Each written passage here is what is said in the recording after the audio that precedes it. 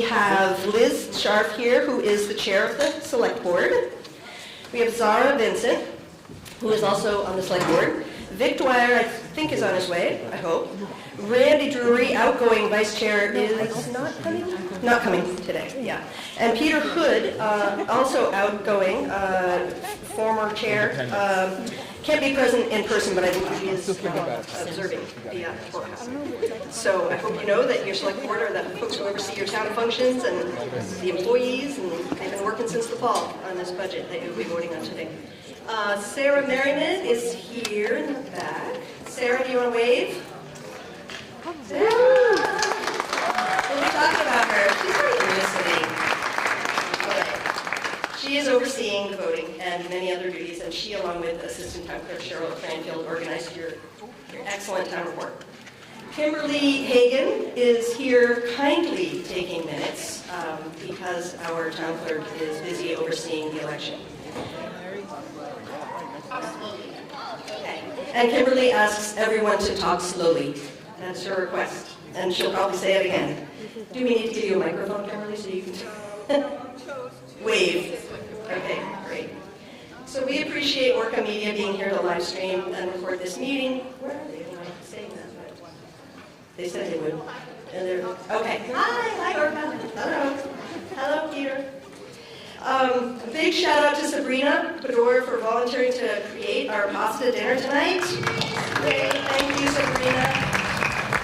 And that's going to happen right after the meeting is adjourned. Thanks also to Middlesex's Own Persons Brothers Farm on Center Road for providing the local pork for the meat sauce. Red Hen Bakery for donating the fresh bread tonight. And thanks to everybody who has added something to our wonderful potluck dessert. So this meal is free for everyone thanks to the Middlesex Community Fund. And if you do care to make a donation, it will just benefit the community fund. For those of you who have kids here in the room, kids are welcome at town meeting. Just try to stay mellow so the people around you can hear. And for those of you who have kids at Community Connections, thanks very much to the Community Fund for supporting that. That's free childcare. And a reminder that you'll be picking up your kids at 7 o'clock, regardless of when the meeting ends. And finally, I do want to draw your attention to these blue forms. They have information on Robert's rules. They're helpful tips for you. But the most important tip on here is that you have a question, just raise your hand and ask. If you have comments or suggestions about the meeting, there's a little form at the bottom, so you can give feedback and make next year's meeting better. And if you don't, then please return the form anyway, because we'll use it again next year, and you can save on copying costs. So there's a box in the back of the room that you can return that. So that's what we have for you. I believe Sarah Seidman wanted to speak on behalf of the Historical Society real quickly before we get going. Microphone. Yeah, sure. Mm-hmm. Is it on? Hi, neighbors. The report on the Historical Society is on page 56, if you have your town report. We are not a town committee. We are a separate nonprofit. We try to save things from Middlesex. We have a wonderful collection of historical items that we have nowhere to display. We have no home. In fact, our next meeting is May 2nd. It's at Worcester, at the Worcester Town Hall, because our town hall is not accessible for the older people in town. We have a wonderful time. We love getting memories and pictures from people and talking about the history of our town and the future of our town, what we would like it to become. We're doing a wonderful art exhibit this fall at the old meeting house of paintings by a self-taught artist, Eugene Chase, who lived in Bear Swamp for many years. And so if you're on Front Porch Forum, we'll be publicizing that event as we go along. We are hoping to create a new website this year, and we welcome anyone who wants to help us in any capacity. Thank you. All right. Thanks, Sarah. Wonderful. Okay. So Vermont moderators are asked to give a brief overview of the rules that we'll be working with today. I've got 8 items for you briefly. Number 1, we're using Robert's Rules of Order, the parliamentary rules for the meeting, except where Vermont law takes precedence. So we can't change Vermont law here today, but we can change Robert's Rules with a 2/3 vote. if you desire. If you would like to speak at the meeting, you just raise your hand. And when you're recognized by the moderator, please stand up. You'll wait for the microphone and say your name. And even if you just said your name 2 minutes before, please say your name again clearly. We might even ask you to spell it. Don't take it personally. It just really helps. Help out Kimberly here. So Robert's Rules requires that all motions and remarks and discussion are addressed to the moderator rather than to each other. So that helps us focus on the issues rather than the personalities involved. We have got some fabulous microphone runners here today. Lila, Lise, Zeke, Hazel, and Bella, and one more. What? Okay, great, wonderful. So if you're comfortable using a microphone, please do. We usually have cordless mics, but this time we're going to do something super scary with really long corded mics. So be patient with that. We'll be running around with those. In order to speak or vote at Middlesex Town Meeting, you have to be a Middlesex voter. The exception is if the Assembly votes to suspend the rules for speaking, for example, to allow a person representing an out-of-town organization to address the group or something like that. So at this moment, can I just see a show of hands of anybody who is not a registered voter in Middlesex? Okay, great. And by the way, pipsqueaks, you guys should be raising your hands. No. So it happens. We have 5-year-olds. These guys are middle schoolers and up, but sometimes little kids vote at town meeting. Can't do that. So thanks for those of you who raised your hand. Thank you for being here. We're really glad to have you, and we just want to remind you that you can't vote. Number 4. Again, please feel free to ask questions. Raise your hand if you don't understand what's happening or if you think a mistake has been made. You do not have to be a parliamentary expert. You can just raise your hand and say, here's what I want to do. How should I turn that into a motion? And that's the moderator's job, is to help. Number 5, a reminder, this is your meeting. The role of the moderator is to help you accomplish the business you intend to do. So if you feel that the moderator has made an improper ruling, just raise your hand. Robert's Rules allows for the group to vote to appeal the moderator's decision, which is a really simple process, and it just ensures that the moderator serves the interest of the group. Number 6, we can only address warned articles. So it is against state law to consider articles, issues that haven't been warned on the agenda. And that means we can't take binding action under other business. Number 7, you can end debate by calling the question. If you feel like we've talked long enough about a thing, you can move to cut off debate. You just raise your hand, you're recognized, and you say, I called the question. We would vote, 2/3 majority would be required to cease debate, otherwise the discussion continues. Most of the time you don't have to do that. The moderator will call for a vote when he or she feels that all the views have been heard, or if there's no more hands raised, and that avoids that 2/3 vote thing. And finally, number 8, there are different ways that we can vote here today. Once we're done deliberating on an article, the moderator calls for a vote. It's usually a voice vote. If you're in favor, all those in favor say aye, opposed no. But we can do it in other ways as well. Another way would be a show of hands or a standing vote. And you can always request that, especially if you disagree with the moderator after the result of a voice vote is announced. Finally, you can ask for a paper ballot or what's called a secret ballot. And this is really, really important option to know about if you feel that privacy of your vote is important. Any voter can move that a vote be taken by paper ballot. And if 7 voters support the motion, then little pieces of paper will be distributed, and you just write your vote and pass it in, and our election officials would count them immediately. So that's how that would work. That's how Robert's Rules works, quick and dirty. We are now going to move to our civil invocation. Josephine Micus is here with us today. Josephine is one of our newest voters in Middlesex. Yay, I know, right? Come on up. Josephine has lived in Middlesex her whole life, and she takes and teaches contemporary dance. She's very interested in science. She hopes to pursue a career in biomedical engineering. And she loves spontaneous dips in the Shady Rill swimming hole with her younger sister. Josephine just turned 18 in December, so this is her first town meeting as a voter. Welcome, Josephine.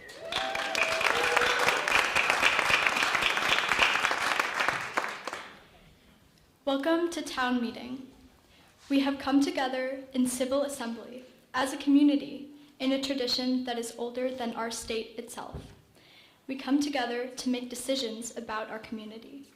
As we deliberate, let us advocate for our positions, but not at the expense of others.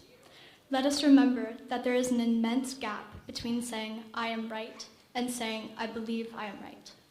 And that our neighbors with whom we disagree are good people with hopes and dreams as true and as high as ours.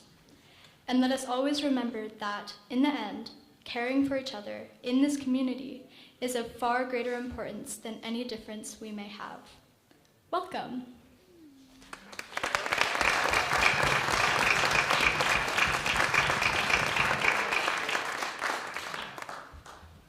Last year when Katie did the civil invocation, I had to move the microphone back down because she was so tall. Now, I noticed you were on your tiptoes. She was on her tiptoes. It's beautiful. All right, thank you. So let's see here. Where are we? We are under Article 1, to elect a moderator for the ensuing year. Is there a nomination for moderator? Yes? Thank you. Ann Greensfelter nominates Susan Clark. Sorry. Hugo Leapman seconds. Thank you. Moved and seconded. Are there other nominations for moderator? It's okay. Okay. Hearing none. All those in favor of Susan Clark for moderator, please signify by saying aye. Aye. Opposed, no. Thanks, guys. The ayes have it. Appreciate that. Yay. Exactly. If anybody ever, thank you. If anybody ever really is interested in moderator, I would love to, we could pass it off. We could have, help. We could have a team. I think it would be fun. But I'm glad that I'm honored to be your moderator. Article 2 is electing the necessary officers for the ensuing year, and this is by Australian ballot. So unless there's any objection, we will move on to Article 3. Article 3, to receive and act upon the reports of the town officers. Is there a motion on Article 3? It's just a formality. Okay, Liz moves, and I see Greg Whitchurch seconds. Okay, so the reports from town officers, Liz, do you want to lead us off? Okay, great. Thanks everybody for coming. Can everyone hear me okay? I feel like it's going in and out. Okay. So what I was going to do is you'll see on your chairs there's this page about the flood. So Zara and I are going to walk you through some of this important information about what's happened with the town over the last few years and the costs associated with it. But before we do that, I'm going to do something happier and more fun, and that is to thank two people, actually three people who have served our town. So I want to spend a few minutes sharing our board's thanks for these folks. The first person I want to thank is Randy Drury. He was on our board for a couple of terms, and he is leaving. And he was really instrumental in being a very fair and thoughtful board member, and was always able to sort of think about, he was a devil's advocate. That's what I liked about him. He would be able to say, well, what about this? And got us thinking, I think, a lot about just all things related to the town. So we're going to miss him, and I do want to thank him. So let's give a round of applause to Randy. He's not here today. And the next person I want to thank is Peter Hood, who is not here today, but I hope he's watching on Orca, and if he's not watching now, that he will watch the recording. So I want to thank him, or we as a board want to thank him for his 30 years of service to our town and to the Central Vermont community, where he has volunteered on numerous boards and community committees. And he was the chair of the select board for 22 years here in Middlesex. And during most of the time that I have been on the board, which is 12 years, this will be my 12th year, I guess, Peter was chair, and just only in the last couple of years when he was living in Colorado and coming sort of remotely back and forth, did it make sense for there to be a different chair.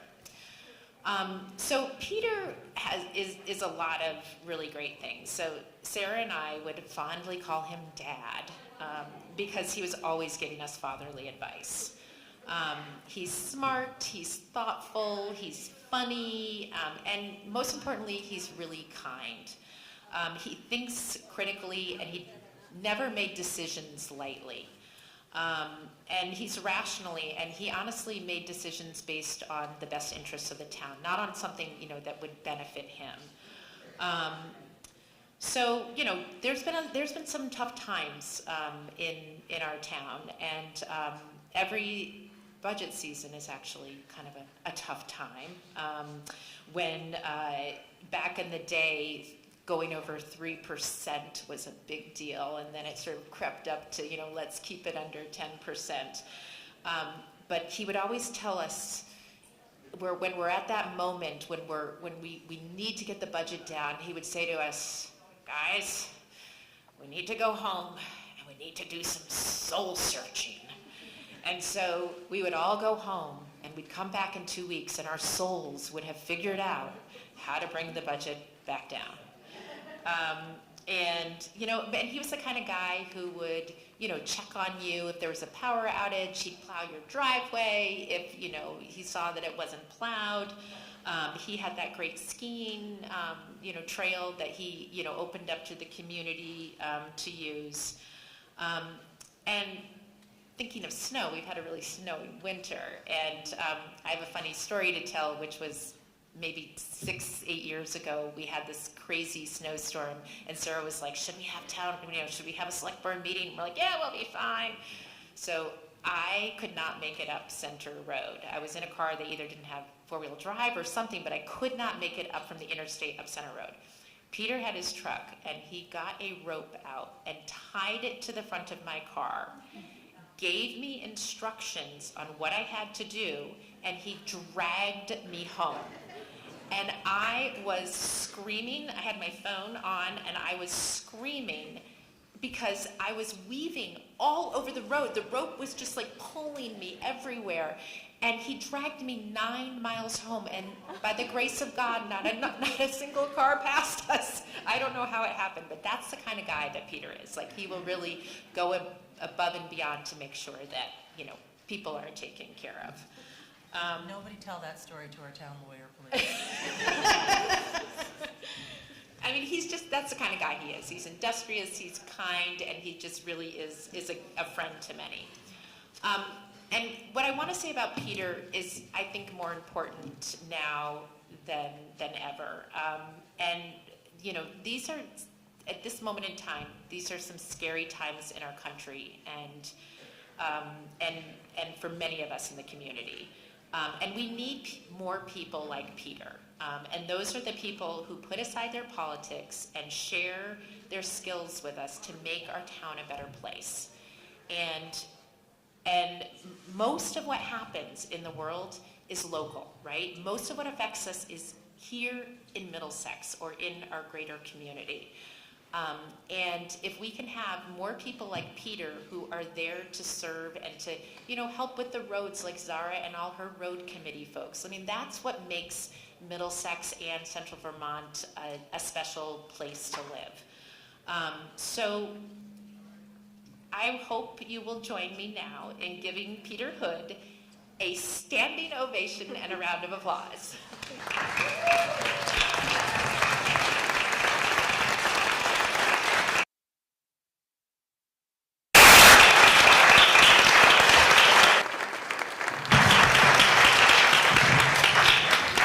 but wait, there's more.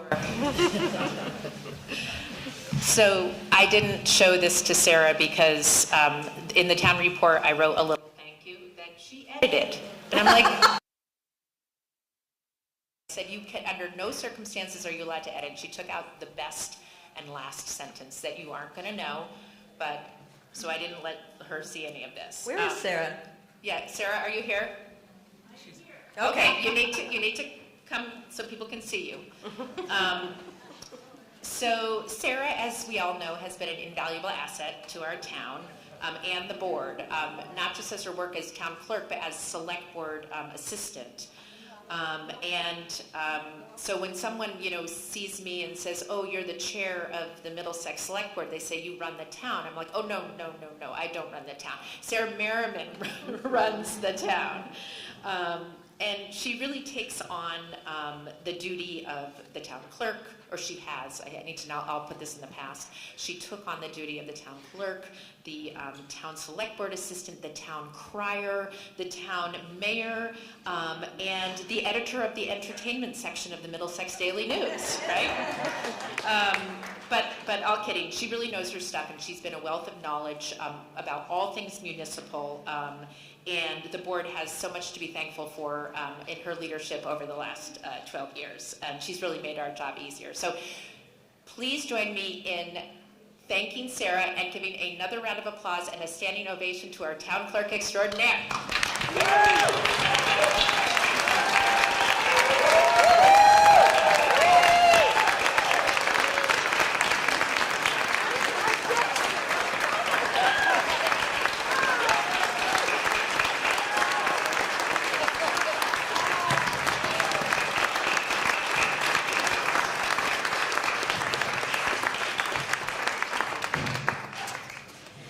And there's more, the flood page, okay. Fun's over. We're just gonna walk you through, I have a much bigger spreadsheet, but my husband said this is gonna scare people and they're not gonna know what you're talking about. And so he helped me turn it into this little one-pager, which, by the way, on the further detail, it should say 1.12 M as in million, not K as in thousand. That's okay. Might have been my fault. So, and Zara and I, if you haven't met Zara, Zara is our road czar. I just came up with that. So she's our road. She and Eric are our road czars, right? And they have been working tirelessly on the FEMA reimbursements and keeping track of all of the work that has been done by not just our town, but by Dirt Tech, who is our construction team, or road crew team that's working on the 2023 flood as well as the 2024 emergency repairs. And so what we wanted to share with you is, I sort of call this also the hard reality, right? This is not an easy numbers to look at. But what we wanted to share with you is that to date, the town, for both the 2023 flood and the 2024 flood, the costs have come in just over $9 million. And technically we're not done yet with the 2024 flood because we're waiting for some hydraulic studies and information about, and actually, talking with, putting out to bid for more permanent repairs for the 2024 flood. So what Dirt Tech did, there was some permanent repairs for the 2024, but a lot of it was just also fixing roads because of the 2024 flood. So to date, we've only received $1.26 million from FEMA. And we are still technically responsible for, at this moment, $7.88 million because we've already paid for this. We've already, given money to the contractors. Some of this money is also work that Eric and his crew did, so that's built into this because FEMA will reimburse us for the work that the road crew did. But we've had to borrow $5 million 3 of that is from Community Bank. Is it Community National or Community? Just Community Bank. And then we did $2 million bonds with the Vermont Bond Bank that were sort of these emergency bonds where you didn't need town approval, and you would just basically use that money to pay for repairs. So as we get money from FEMA, we're required to pay down the bond bank, and we're also putting some money towards Community Bank, and but we still have a big debt load. And you'll see that under further details, right now on just one of the, on the Community Bank, it's $92,000 is our interest alone, just on that money to date. We also have, so you'll see under further detail, $8.11 million has been spent on the 2023 and 2024 repairs. And we have, as a part of the 2023 flood still, the box culverts that are for... 2 are for Center Road, 1 is for... Notch and South Bear Swamp. So we've got 2 for Center Road, 1 for South Bear Swamp, and 1 for Notch. And those are costly, and that costs a little over $1 million. That we actually don't have money for right now. So we are at our next meeting going to be kind of figuring out, like, do we have to, there is another opportunity with the Vermont Bond Bank for emergency repairs, and so we will be applying for that like the next week. And then you'll see down here where it says FEMA approved but not received 1.12 million, that's where it's instead of K for 1,000, it should say M for million. Those are roads and things and bundles of repairs that we've done that FEMA has says, yes, we're going to send you that money. We were hoping to get like 400 something like today. It may be in our bank, it may not, but it's going to be soon. And then another like 700,000 is coming in like a few weeks. But you'll see that we're still waiting for 7.2 million approval from FEMA. And what that means is that you've submitted all the paperwork to FEMA multiple times over, many times over, but they have not come back to us to say, yes, we will pay for this. Now, just so you know too, FEMA came for both of these floods, and they were like, this is what you need to do. So we've done everything, we've done all of our due diligence, but this is just the process. What keeps me up at night a little bit is, what if we don't get money from FEMA, right? Like, I just don't, no one is saying that we're not going to get money from FEMA, but given the climate in the federal government right now, and the administration's sort of dislike of FEMA, I have worries that like we may not get all of this. We may get some of it, we may get all of it. The best case scenario is we get all of it, including some of the interest on the loans, which they've said.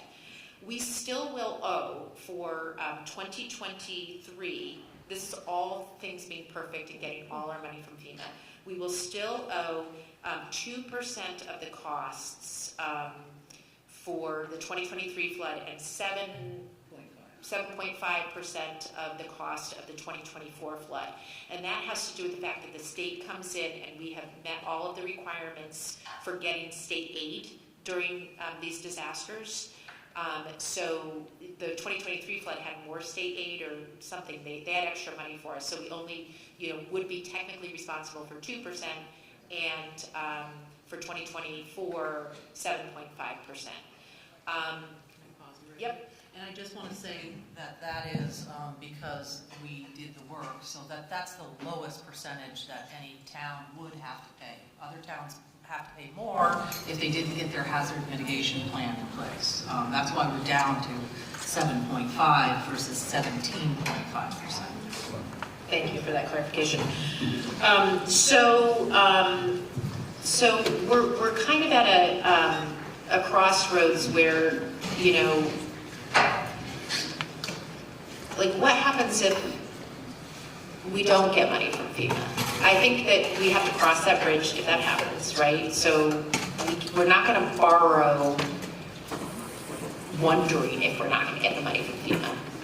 But we have to also, if we're, so there's, just to back up a little bit too, the Vermont Bond Bank has a regular bond. You know how when we asked you, and it was voted down to do a bond for the town hall, that would have been like a 25-year bond, right? Over, you know, you do payments over a certain amount of time. So they have that type of bond, which we could use for repairs. We could say, we're gonna do a $10 million bond for like 5 years or 10 years. But the nature of those bonds are you can't prepay. So we don't want FEMA paying us and then we can't prepay the bond, right? Because that's not how those bonds work. But they do have this sort of smaller pot of money where you can prepay, and that's what we've done twice, and we're gonna do a third time. We're about to do a third time.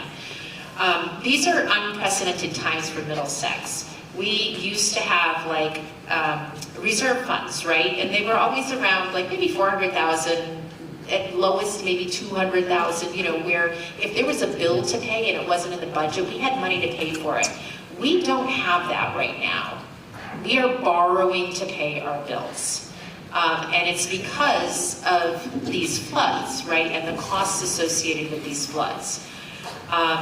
If there were another flood like what we just had, I don't know what we would do. I actually asked the bond bank guy, and his response was, I asked him today, I said, what would we do? And he said, well, let's cross that bridge when we get to it. And I'm like, well, I'm not sure I love that. I'm not sure I love that response, because people need to leave their homes, right? You need to do repairs on roads.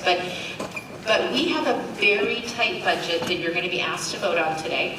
And there may be a moment where something happens and we can't make the kinds of repairs that you may be used to because we don't have the money to pay for the extra dirt or rocks or things that we need. We're going to have, you know, a limited amount of money. This isn't like the days of yore where we can say, well, we have a reserve fund, let's just buy $50,000 worth of gravel.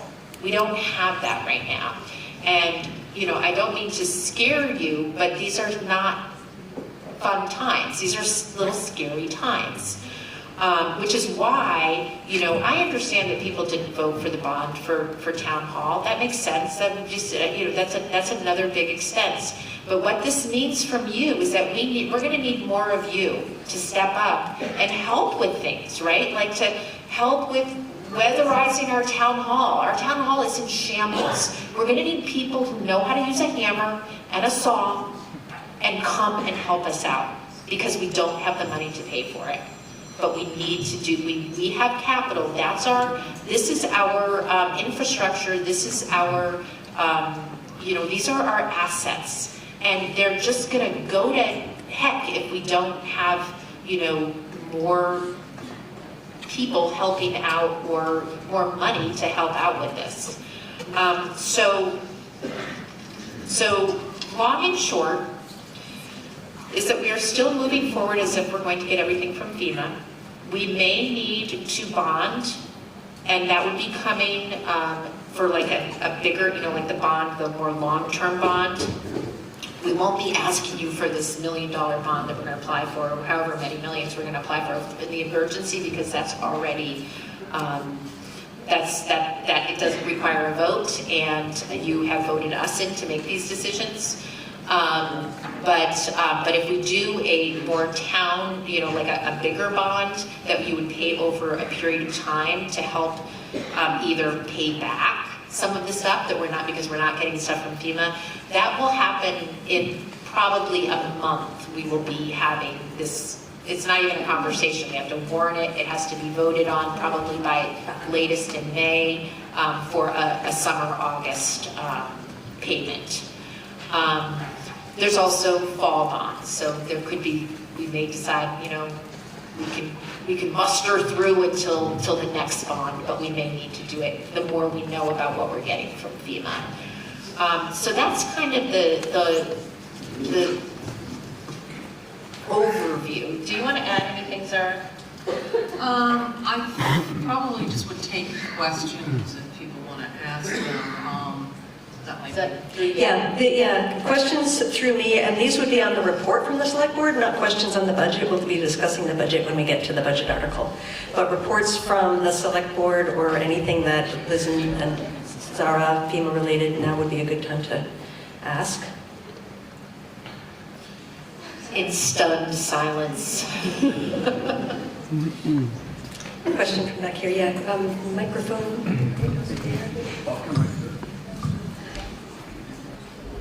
And state your name. Oh, my name is Dexter Lefevre. I live on Dolan Road. Been there a long time. You said that you weren't going to ask the voters for permission to borrow the next $2 trillion to fix the roads. Million, I'm sorry. I was wondering if it was too late to ask the voters anyway. You've got a good crowd here, and it might be wise to consider not going deeper into debt without being sure where the money's going to come from to pay for the debt. Well, I think just to clarify, we would be asking for money that we know we have to, like the 1 million that we have to pay for this summer, that's already obligated. I mean, they bought all the stuff for it, right, and planned for it. So that, the box culverts is something that has to get done and is already in the works. And has already been billed to FEMA. We haven't been paid back for it yet, but it was on the spreadsheets that I sent to them for 2023. So right now, we just don't have that $1 million to pay for that. The other thing that we've been doing with that bond money is actually paying down the higher interest rate for community banks, so that then we have the community bank line of credit. We have the ability to borrow from them again. Have we kind of maxed out with community bank? Yeah, so like the $3 million, they wouldn't give us another $3 million. We'd have to pay down, and we would use that line of credit to just cover things, to float things, right, while we're waiting for tax revenue to come in. Because we've also been using tax revenue. We used up all of our ARPA money to pay for some of the stuff that you'll see on here as well.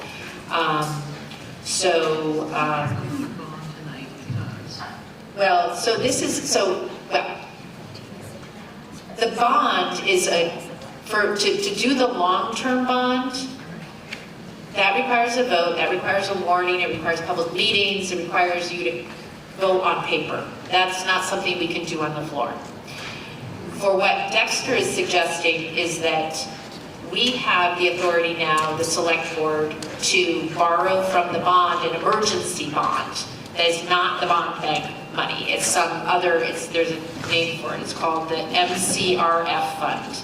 I don't know, Municipal Crisis Relief Fund. I don't know what it's called, but it stands MCRF. And so that's what we have done already, and there's another round. I think it's the final round, and that's what we are going to apply for.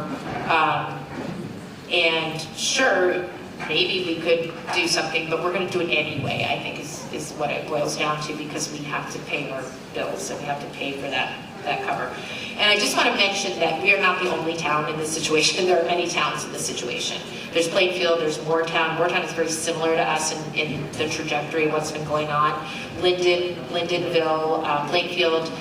So this is not an anomaly. And the good news is that the bond bank is aware of this. Like, they know that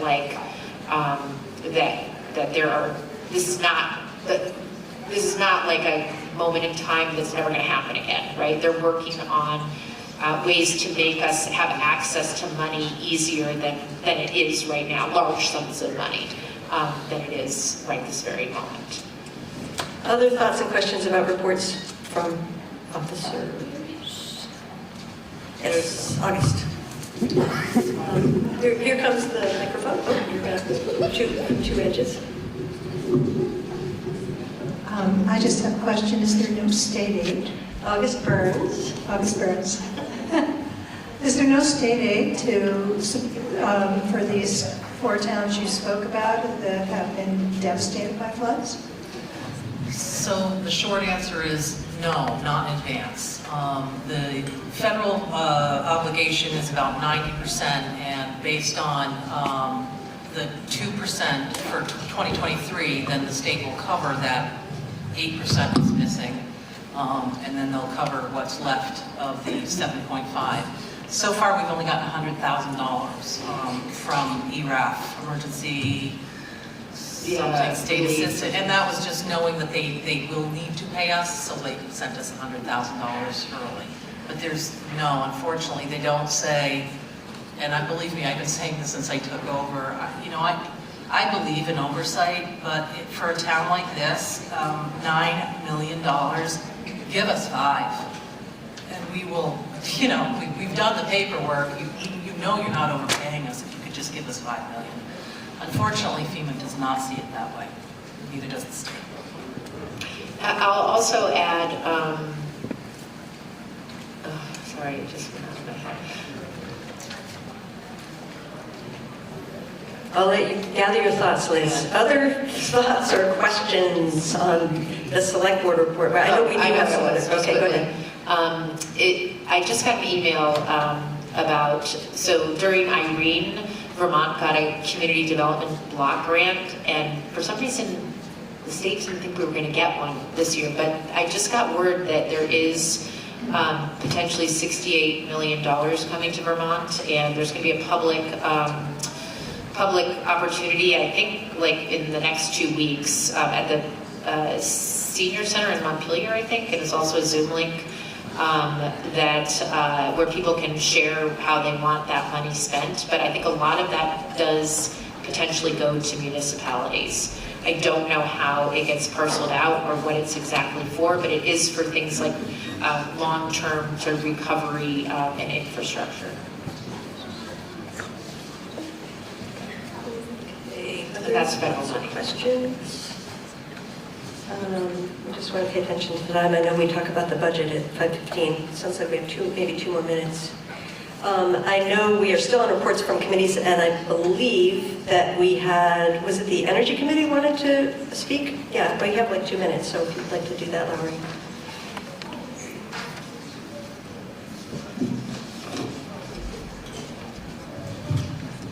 Great. Thank you. My name is Lowry Scharf. Yes, I'm responsible for the typo, sorry.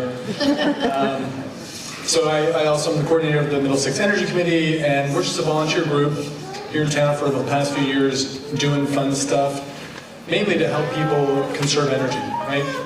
We're just trying to put out the word of ways to have lower cost living through non-fossil fuel heating sources and transportation sources, all voluntary, so we're just trying to educate. We also have some initiatives like dark sky. We want to help make our neighborhoods darker at night, so like putting hoods on the lights at Rumney. Window dressers project, you may have heard about for the past few years. Low cost insulating window inserts, so that's coming up again this year. You can sign up for that. And then, as Liz said, we really do need people to help out with the town buildings, our assets. So the fire station is now over 15 years old and it is leaky. So we want to do a weatherization project on that. The town hall needs a new heating system, but it is also so drafty that before we do that, before we put in a new heating system, it really makes sense to tighten it up so our new heating system can work less and spend less. So these two projects really could use some volunteer labor. I happen to have a sign-up sheet. I will put this out there for people to just put down your name and number and we'll be in touch. And then lastly, on May 17th, we're holding our annual fair. This year we're calling it the Middlesex Community Festival because we want to get beyond just the energy issues. We want to have this as an opportunity for people to come out and have fun, music, food, other groups. So if you have a craft or a hobby that you want to demo, let us know, and we're going to have tables. This is all at Camp Mead, and hopefully some kids events, electric cars, electric lawn tools, just like last couple of years. So you can learn about those things, some educational sessions related to home weatherization, stuff like that. So looking forward to seeing you. Thank you. Thank you. Thanks, Larry. Okay, because it's 5:15 and we have warned the budget for 5:15, I would entertain a motion to postpone Article 3 to definite time, meaning as soon as we're done with Article 6. Because I know we have maybe a few more town officers that want to speak. Motion? Second? Did somebody make the motion? I'll make the motion. All right, somebody seconds. Yes, okay, and Barbara Richards. Okay, 3, 2. Yes. Thank you. Zara, Vincent. Wait, when somebody makes a motion, please state your name. Thank you, Sarah. Shout it to the roof. Shout it to the rooftops. So, Kimberly, are you good over there with motions and seconds? Barb Whitchurch. Barb Whitchurch. Yes. So, all in favor of postponing the rest of Article 3 until we're done with the budget, say aye. Aye. Opposed, no. Okay, we will move on to Article 6.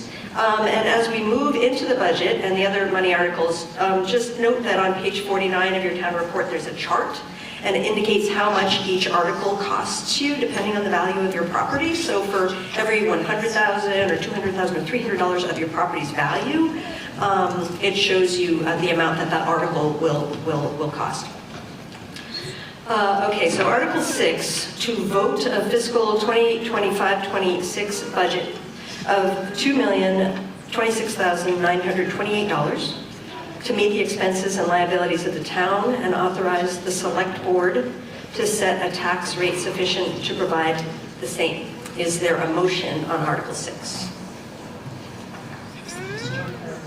Nice and loud.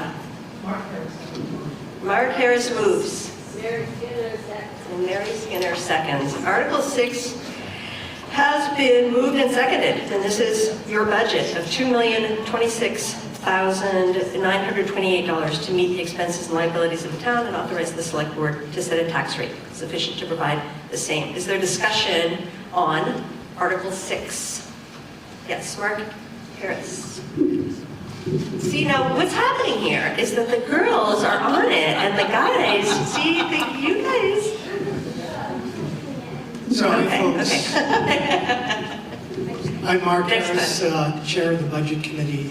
I thought it would be helpful at the start to give you folks some context of how we came up with this year's budget, because as Liz said, every year it's a challenge, and it was definitely a much bigger challenge this year. So I'll start with, it was a 9.83% increase that we're proposing. That's about $181,420 for folks who want to keep count. The biggest drivers of that, I'll mention, we sometimes have surprises when we start the budgeting process. That is, we see big ticket items that we didn't anticipate. I think this year one of them might have been the ambulance services from Montpelier. Thank you. The ambulance services from Montpelier. I don't think anybody saw that coming. I'm looking at the select board. No. So that was about a $41,000 increase. We do a 2-year contract with Montpelier, and the new contract was quite a bit more expensive than the prior. And so there's $42,000 to the bottom line. It's an increase. We've been doing more work, as you've heard, on grants.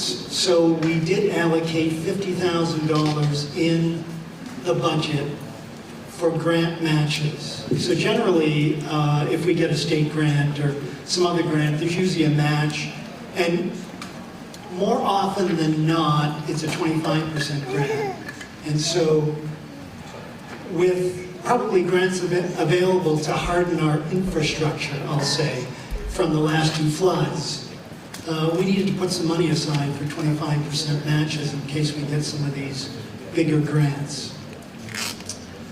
Another item I'll spend a minute on is healthcare. Everybody knows the cost of healthcare continues to rise unabated.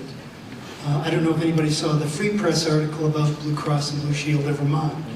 They are edging closer to insolvency. They had a $61 million deficit last year, which was the highest they've ever had.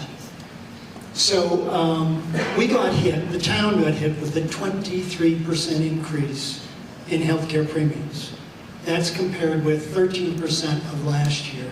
So that 23% means about $32,000 more dollars in our town budget. Another item is listers' compensation. We've had quite a bit of turnover in listers lately. I think Shelley is now our most tenured lister at 3 years, I think, Shelley, is that correct? So I think this year is the first year that we actually have a full 3-person set of listers. So to compensate listers fairly for their hours, and also to allocate some funds for next year's townwide reappraisal, we had to figure out how much that was going to cost. So the additional lister budget item is about $34,000. So in case you're keeping count, I'm heading toward $200,000 here as an increase. The next thing is gravel for the roads. So Eric and I came to an agreement because he's such a nice guy. And you know, with all the repairs we did to the roads, of course, you need more gravel to maintain them. So we added $20,000 more dollars into the gravel budget for next year.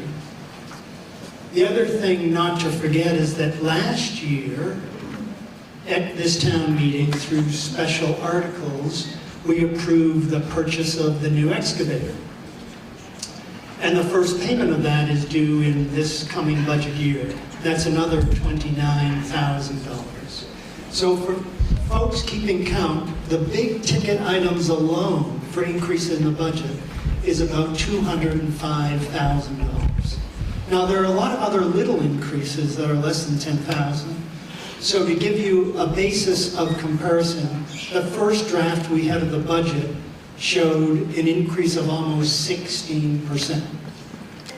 And so we have, over time and with effort from folks from all walks of life, Soul searching. yes, some soul searching at home or other places, thanks and returns, we have gotten it down to 9.83%. So it wasn't easy to get there. It's never an easy process. But I will say I am very grateful to be working with such a nice group of people, from the department heads, the committee heads, the select board, and the budget committee, because these folks are thoughtful, they're inclusive, and they're committed. And that makes this hard task of budgeting that much easier. Thank you.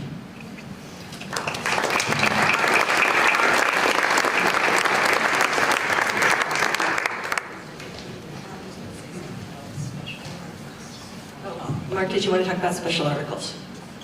I do not. Okay. Other discussion on Article 6, the budget. Okay.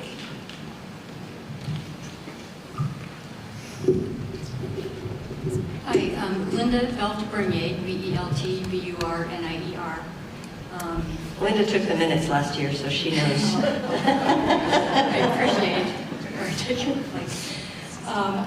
I understand this is a very difficult year budget-wise, and I appreciate everybody's efforts. But I would just like to make a motion to amend the budget somewhat to reinstate the $2,000 for the bandstand that was originally approved by the select board.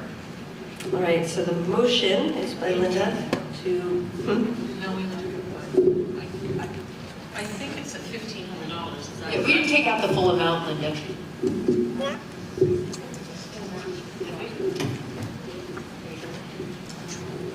Do you see where it is, what page it's on? Page 59. 59. I thought you asked for 5,000. No, you asked for 2,000, and I think we passed 1,500. Is that correct?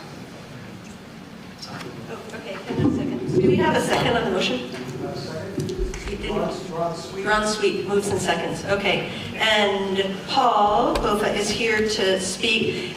Is there an objection to Paul speaking? Paul lives in Worcester, but he is the, I believe, artistic director for the bandstand. So.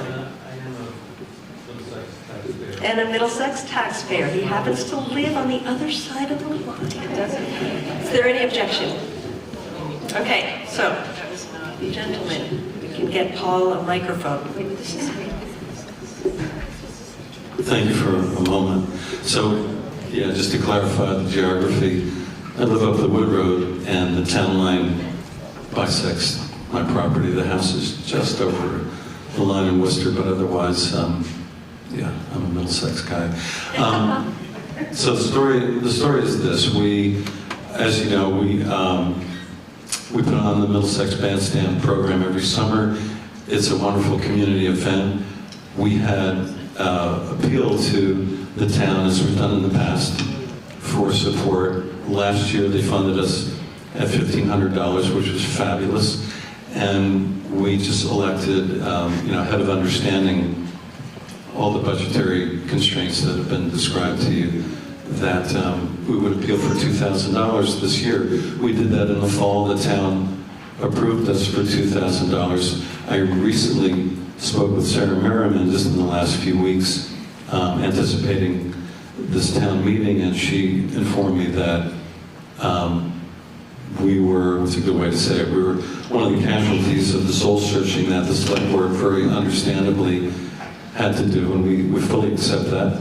But the opportunity right now to just appeal to the town and say, the bandstand, you know what it is. I don't need to describe that to anyone. I recognize so many of you that come every week of the season and make it a very, very happening community event. We'll be there this summer. We rely on community support, local business support, the town select board, and that's how we roll. We're a volunteer organization in terms of who runs the bandstand, and as you all know, we don't charge a ticket fee at the gate. There is no gate, but we're grateful for the donations that the town residents always share at those events. So, following the motion in the second, we are appealing to the town to reconsider the monies that were approved in the fall, and I guess I'd have to say we welcome an adjustment to that based on the circumstances and fully understanding the budget crisis that we're in. I'll leave it at that. Thank you for a couple of moments. I just want to clarify that when people present their budgets to us, we're not approving the budget then.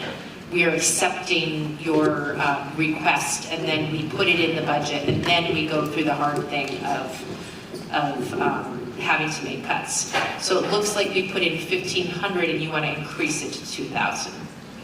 It's not fully cut. There's $1,500. Well, if there is $1,500 for the year, and that's understood, then I guess that's what we'd be happy with that. Well, but you can also say you want $2,000, I guess. Where do you think that you don't see that? It's on page 42. Bandstand budget fiscal year 25-26,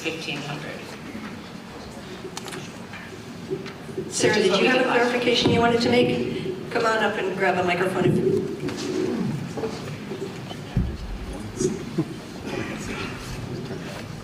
Hi, Sarah Merriman, outgoing town clerk. I just want to clarify how the bandstand ended up in the budget, because you're a separate 501c3. And the only time it ever appeared in the budget before was for lawn mowing. And then they redid the lawn mowing when they redid the structure of the budget. Other than that, the town really hasn't been funding the bandstand. It's only very recent. Just want to clarify that. Okay. So, am I understanding that you want to withdraw the motion? Yeah. I'm basing my appeal on a conversation I had with Sarah a couple of weeks ago, understanding your explanation of how budget items like this get proposed, and if I'm mistaken about how this, what the status of these funds are, when I, again, based on the conversation I had with Sarah, and then following up, looking at page 59, the bandstand narrative in the town report, unlike other pages where there are organizations, there was no funding listed at the bottom of our page. So if I'm mistaken, I'm happy to stand corrected. If the town is proposing and approving $1,500 again this year, then I say thank you. And I apologize for confusion, and we'll go from there. Thank you so much. Thank you for your... So, Linda, is that okay if we withdraw the motion? Okay, great. Wonderful, thank you. And thank you for all the work that you do for the bandstand. Other discussion on the budget. This is Article 6. We are looking at the $2 million budget. Other discussion. Hi there. Hey there, just wait for a microphone and... State your name.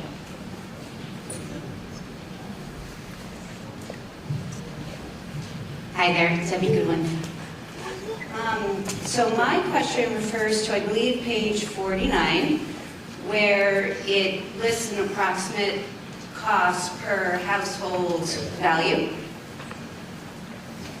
tax burden per household value. And there's 3 columns, 100, 200, and 300,000. Is it dispersed throughout more property value, or is it just those 3 categories? Would the treasurer want to explain that? Here, just to grab a microphone real quick.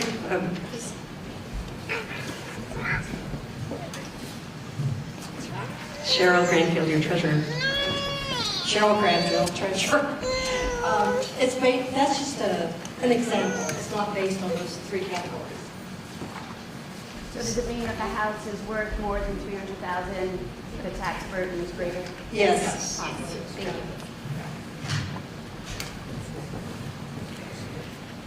Other questions or thoughts on Article 6, the budget?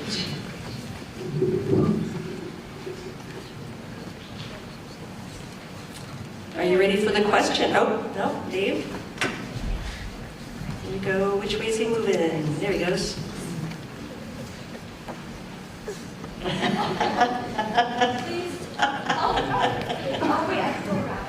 Takes a village.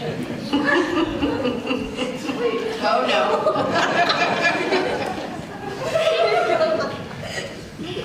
Hi, Dave Shepard with the Conservation Commission.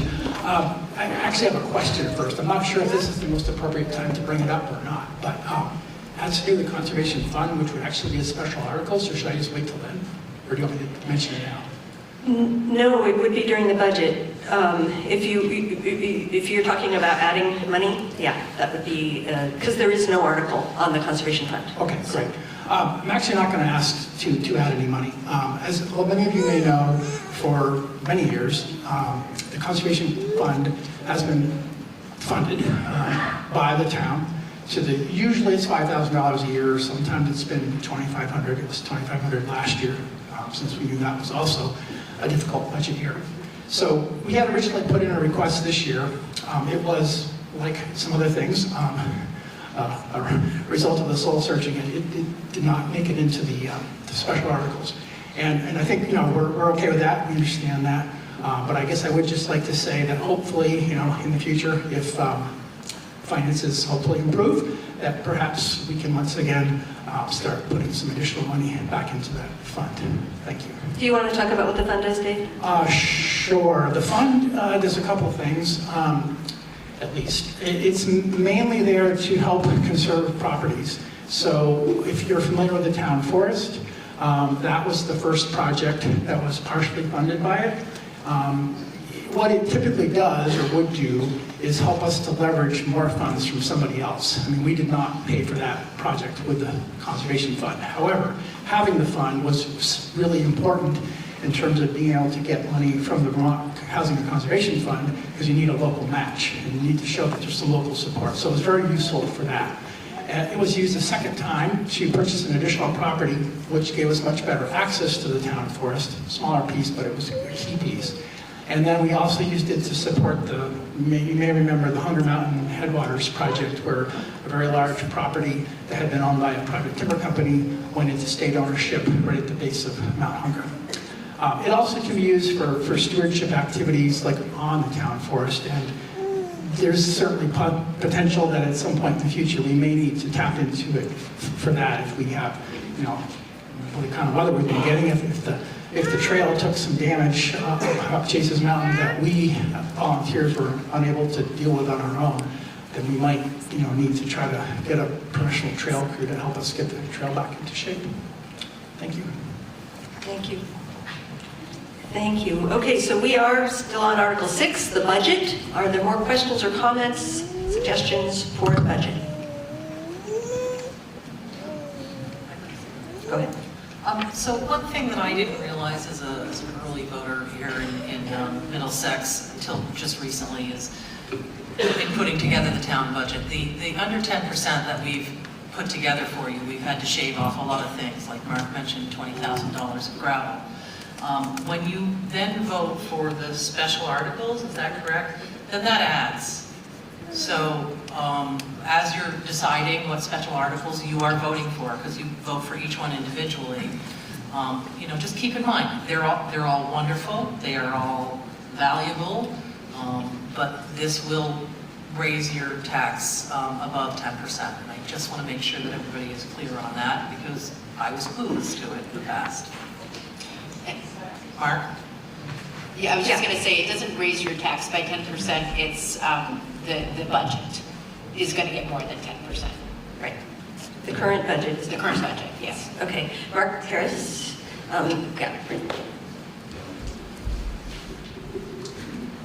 Mark Harris again from the Budget Committee. I'll try to clarify something rather than confuse folks.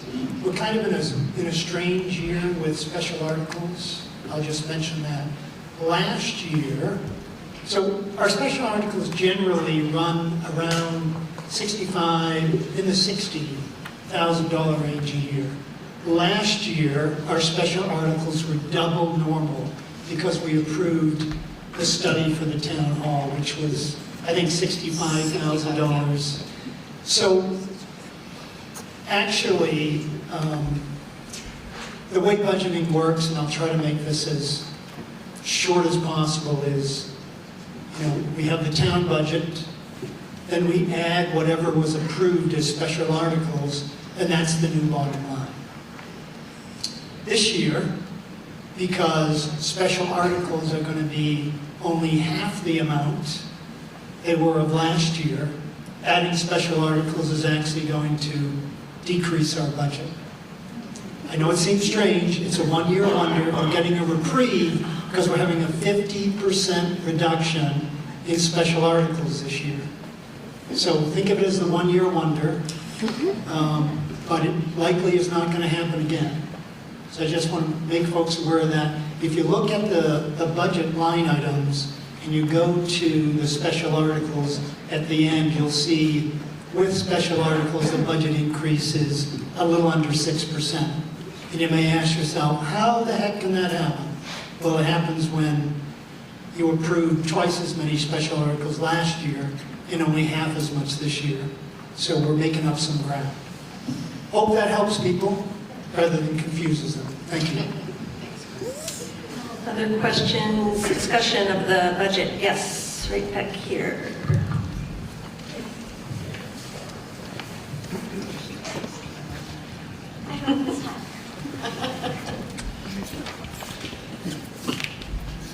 Todd Daly, East Hill Road.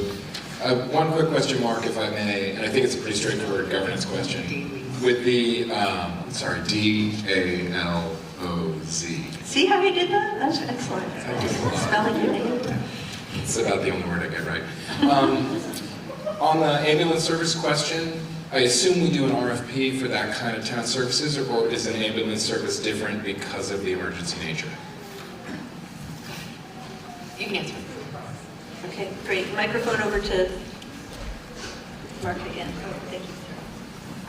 Mark Harris again from the Budget Committee. I don't know. I know that we have contracted with Montpelier because they're the closest large municipality to support our needs. I don't know if Liz... Yeah. No, so your question again was like, why have we looked at other people or? RFPs and things like that. Yeah, I think it's because it's the closest, and it's that mutual aid. Maybe Eric, you can describe it a little bit better. Eric's on the fire department. Sure. Yeah, Eric Bativier, fire chief. So we really don't have many other options, just because of the proximity of everybody. It's really our only option, unfortunately. Yeah. Other questions or comments about the budget, Article 6?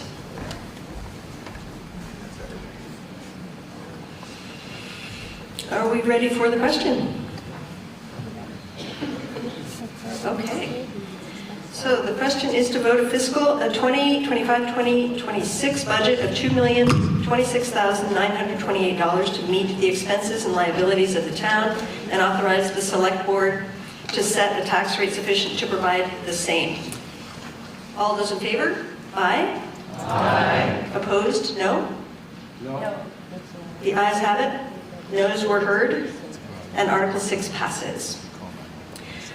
We are back to Article 3, the reports of the town officers. And I just wasn't sure if we were done with that, if people had more town officer-y kinds of reports or things that they wanted to talk about. Zara, yes. Hi everyone, Zara Vincent. Beyond being on the select board, I'm also the chair of the road committee, which is comprised of 17 amazing town members, and we have done some incredible things to save you guys money on taxes. There's a little QR code at the bottom of Liz's colorful sheet here. That's going to take you to what's next Middlesex. It's a 3-page write-up about what all 4 teams on the road committee have done, and we have done incredible things over the last 11 months. So I hope you will all take the time to read that. Look for the one that's dated for 3/4/2025. Thank you. Questions for the Roads Committee or for any of the other committees or officers that have reported in your town report? I just love it when babies come to town meeting. Yes?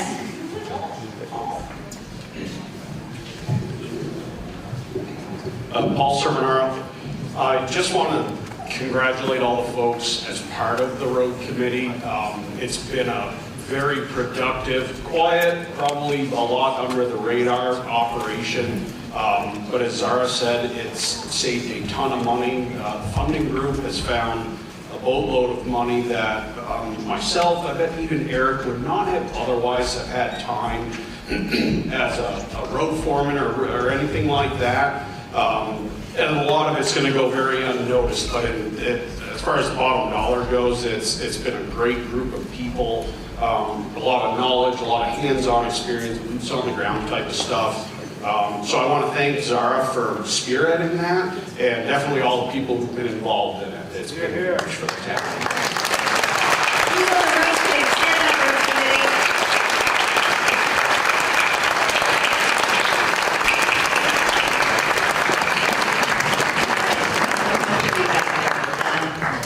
Amazing work in amazing times. Yes. I just want to also do a shout out to the Middlesex Fire Department and Eric and Jeff Coons, who's always here, isn't here tonight. He was here, but he was here. He had to leave.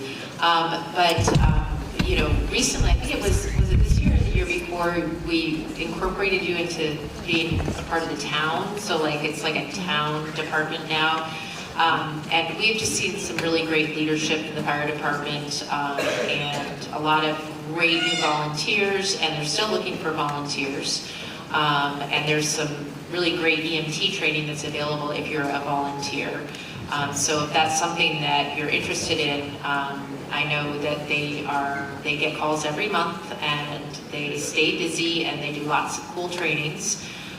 So you should contact Eric if you think you might have an interest. You don't always have to fight fires, right, Eric? You can do other things, right? I have an idea of organizing a pancake breakfast, hunters, or something like pre-hunting pancake breakfast.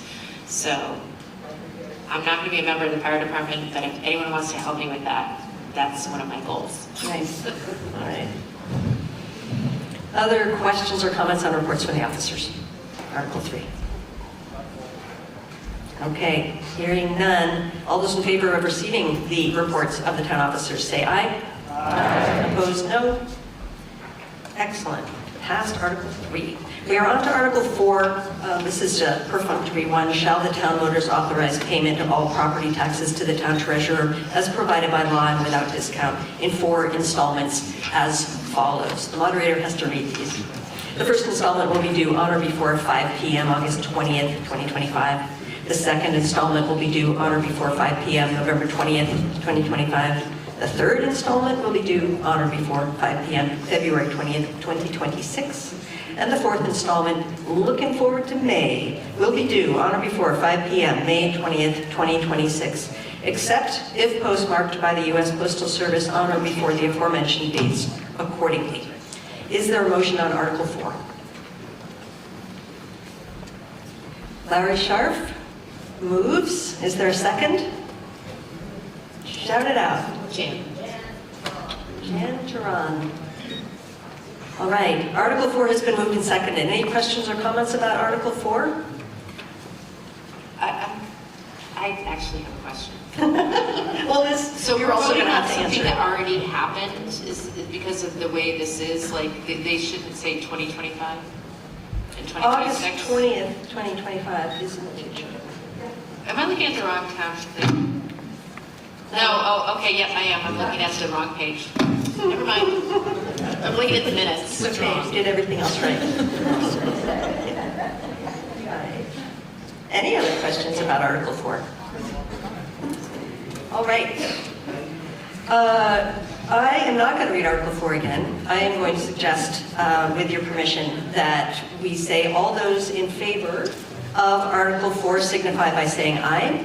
Aye. Opposed, no. The ayes have it, and Article 4 has passed. Article 5, shall the town vote that taxes payable in installments will bear interest at a rate not to exceed 0.5% per month or a fraction thereof from the due date of each installment? Is there a motion on Article 5?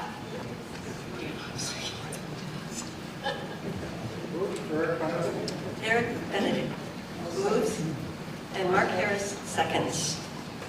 Article 5. Eric Benedict. Let's see, any discussion on Article 5? Yeah, these are the boilerplate ones. Okay, well then we will move on to voting on Article 5 as written. The 0.5% per month or fraction thereof from the due date of each installment. All those in favor of Article 5 say aye. Aye. Opposed, no. And Article 5 is passed.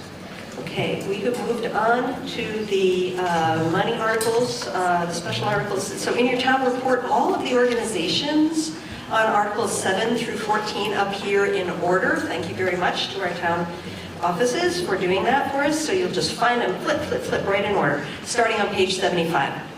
Article 7, shall the town voters appropriate expenditures of $850 to support the Central Vermont Council on Aging? Is there a motion on Article 7?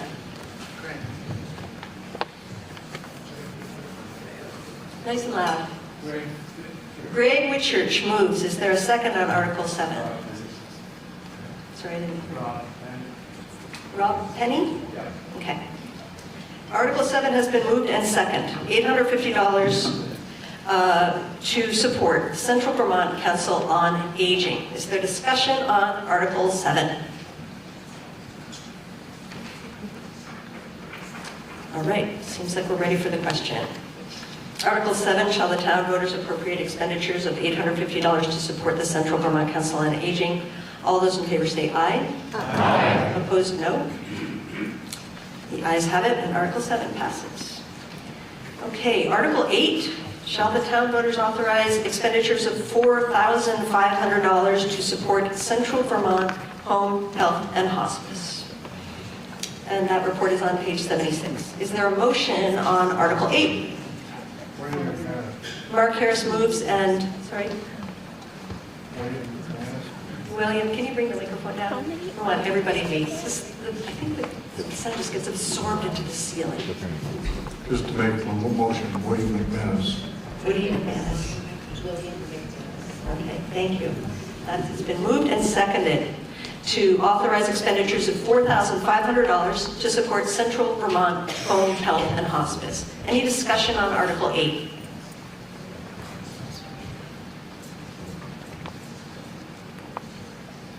Okay, hearing none. Article 8, shall the town voters authorize expenditures of $4,500 to support Central Vermont Home Health and Hospice? All those in favor say aye. Aye. Opposed, no. The ayes have it, and Article 8 has passed. Article 9, shall the town voters authorize expenditures of $35,580 to support the Kellogg Hubbard Library?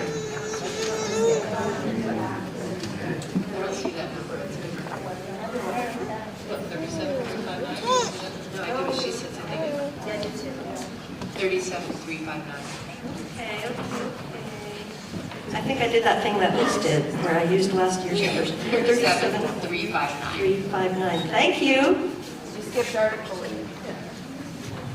Article 8 was Central Vermont Home Health and Hospice. Did I do this wrong? That was right. That's right. Do you want this? It's page 10. Yeah, Home Health and Hospice, 8. All right. Okay, we're good. Okay, Article 9. Shall the town voters authorize expenditures of $37,359 to support the Kellogg Hubbard Library? Is there a motion on Article 9? Barb Whitchurch? Thank you. And is there a second? Elliot Berg seconds. Article 9 has been moved and seconded. Shall the town voters authorize expenditures of $37,359 to support the Kellogg Hubbard Library? Is there discussion? Sarah?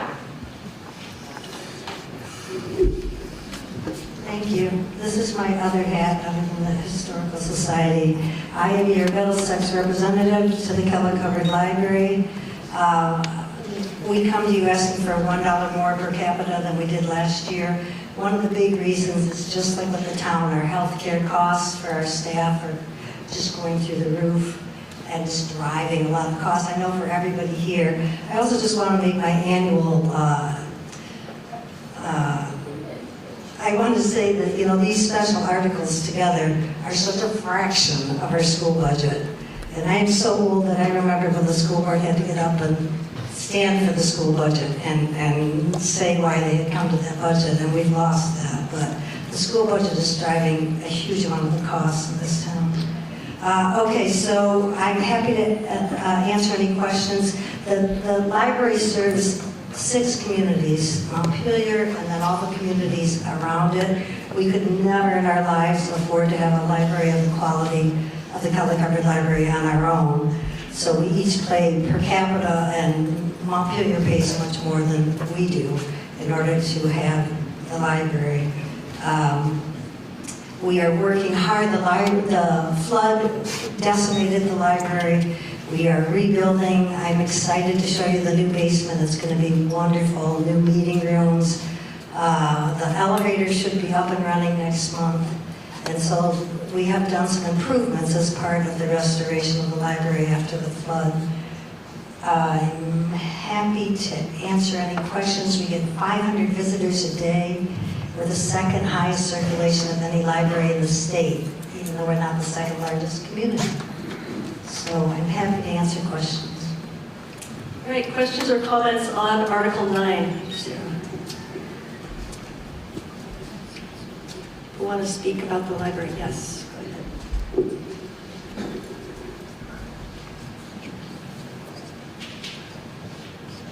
Hi there, Debbie Goodwin. Thank you so much. I love the library. And the renovations specifically to the basement, are any of those going to help prevent any severe damage or possibly future floods?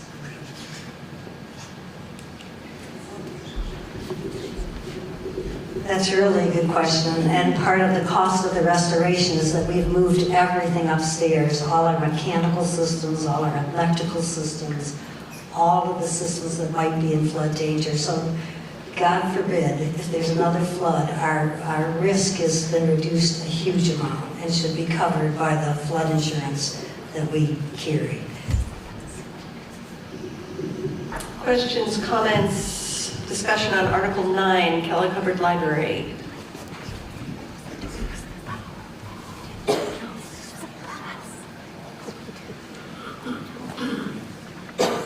No? Okay.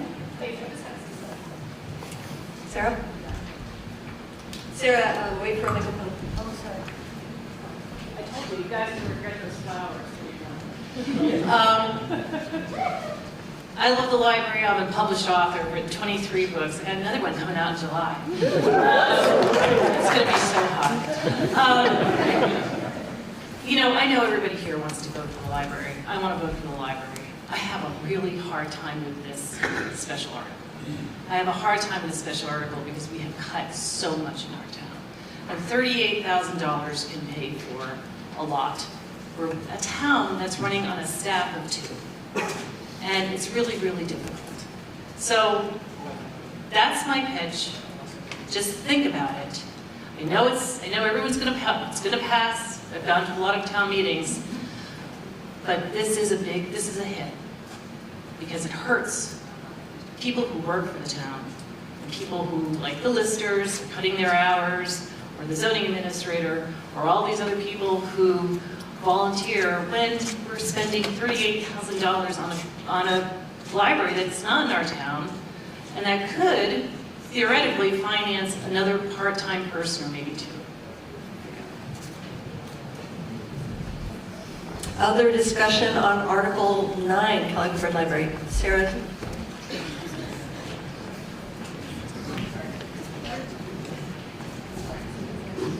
I would just say that this town, the service that you're getting for your $21 per capita is valid, completely valid, and provides services to this community that are as important to our future, the future of our kids, as the very crucial work that the town employees do.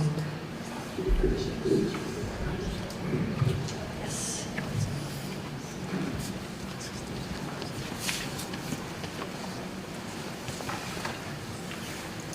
Hi, Dorinda Crowell. I just want to say, and this applies to all of the special articles, that the money's going out of town.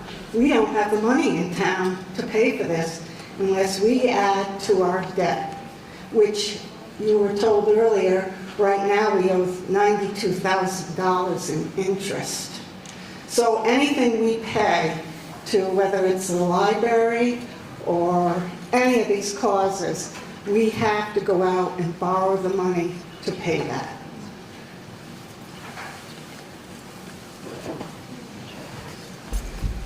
I just want to clarify that when we vote for a budget, that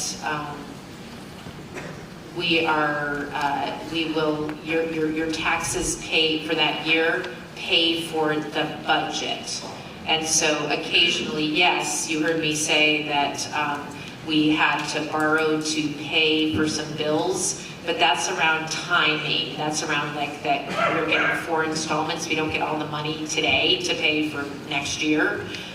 So we're not borrowing to pay for these things because, I mean, yes, but I guess my point is that I don't want people to think that we're spending more than what we're collecting from taxpayers in this budget. But yes, because we don't have our reserve fund, and we don't have money to sort of float, which is what we've historically done, we have had to go, like to pay our bills, we had to borrow to pay our bills. So there's truth to that, but I don't want anyone to be confused about the fact that we're not borrowing extra above and beyond what you don't approve. Other discussion on Article 9, the Kellogg Hubbard Library.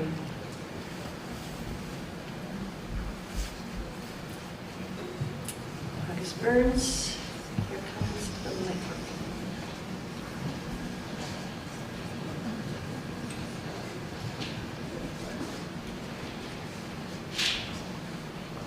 August Burns, and I don't know where I stand on that. Those are both compelling arguments. I'm just wondering, can we vote for less? Yes, you could, sorry, August, you could offer an amendment. You could amend the amount, or you or someone, if you want to amend the amount down. Thank you.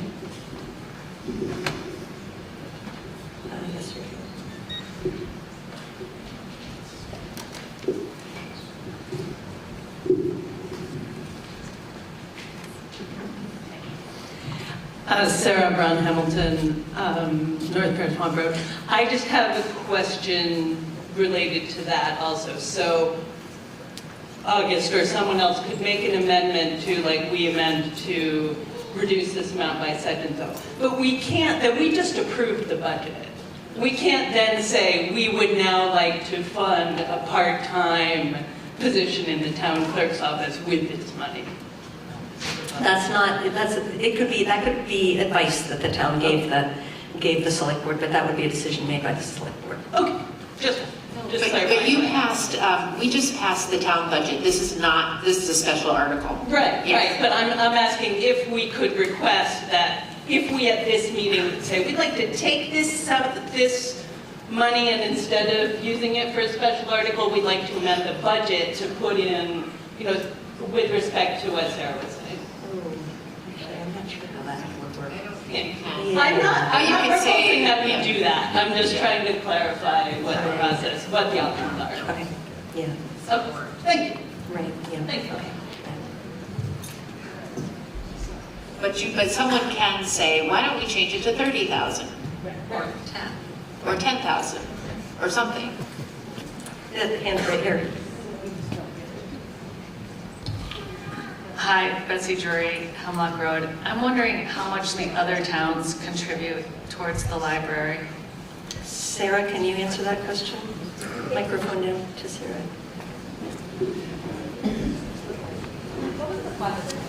How much do other towns contribute to the library? The same as us, it's $21 per capita. I can give you the actual numbers. Montpelier pays about $57.50 per capita.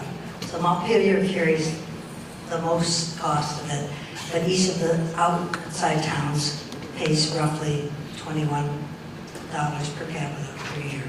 The mean support for libraries across the state of Vermont is $43.68. Other discussion on Article 9.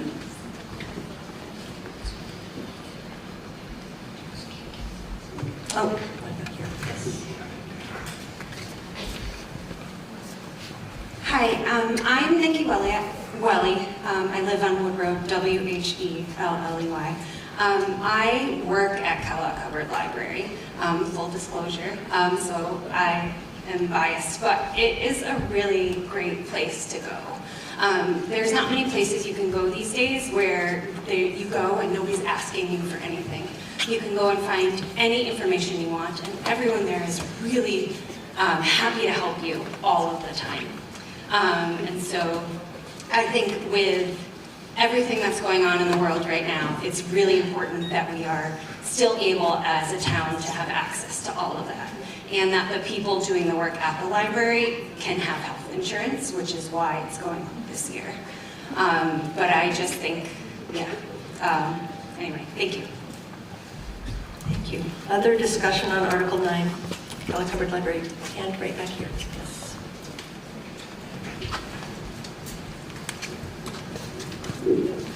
Hi there, Hannah Brown. Hannah with an H, Brown with a code. I live on Wood Road. I don't know if folks in Middlesex are aware of this too, but one thing we know that childcare aftercare is a desperate need for everybody. Kids at Rumney can take the bus after school to Kellogg Hubbard Library now, which has maybe happened, but is somewhat newer and is every year been taken advantage of more and more. So there's a large contingent of kids from our town. And actually, I know First Student is trying to work with other towns in the district to extend that to other towns. Right now, it's only Middlesex. But that's been an enormous success and is filling a need for third spaces. I don't want to call it childcare because it's not, but if you go to the library 3:30 to 5:30, it's a really vibrant community for kids. And it's been a phenomenal asset. So, just in support of the library. And back here.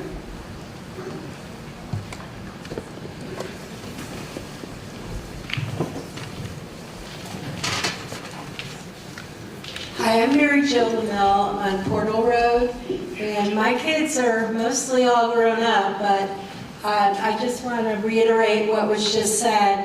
And even you 32 kids are dropped off at the Rotary and walk to the library. Our library is and I say it's our library, I mean, it's only a mile from my house, but I live in Middlesex. And our library is utilized. My daughter is 32 and she still brings her children to that library. They have special children's things for children. All of my kids spent their afternoons at the library. And I know, I'm a mailman now in Montpelier, and I watch the bus drop off like 15 or 20 kids on U5, which is the Middlesex bus, drops the kids off, they walk to the library, and it's being utilized. And imagine if we had to buy and make a library ourselves. We have the services here that we can utilize, and it's a drop in the bucket what we're paying. And then you say, what are other towns paying? You look at Berlin is paying more because they have more people. East Montpelier is paying more, but we're all paying the same amount of money. But if you look at the number that each town is paying, we're not paying as much as Berlin or as much as East Montpelier. But I just, every year since I moved to this town in 1995, and ever since I moved here, I've been an advocate of the library and watched the library. It's unfortunate what happened with the flood, but the library is a resource that we all need. All right, are we ready for the question on Article 9? Is there more discussion on Article 9?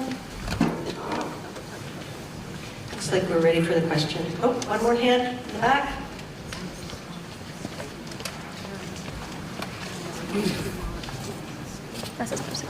Hi, I'm Fred McCullough, McCullough Hill Road. For years and years, I've seen this article come up. I've spoken out against it several times.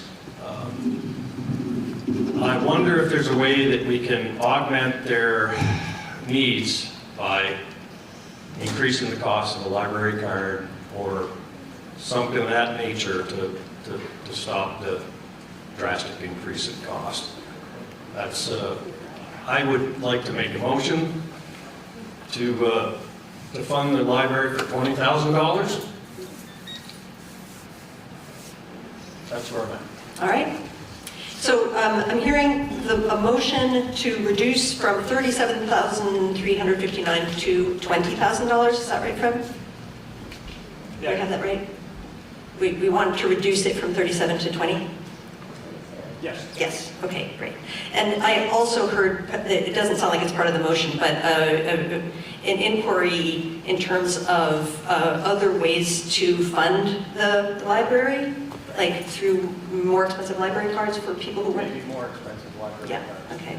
So that would be an inquiry that we can maybe hear from the library about after we have this. Okay, so we have a motion on the floor to reduce the Article 9 figure of $37,359 down to $20,000. Is there a second?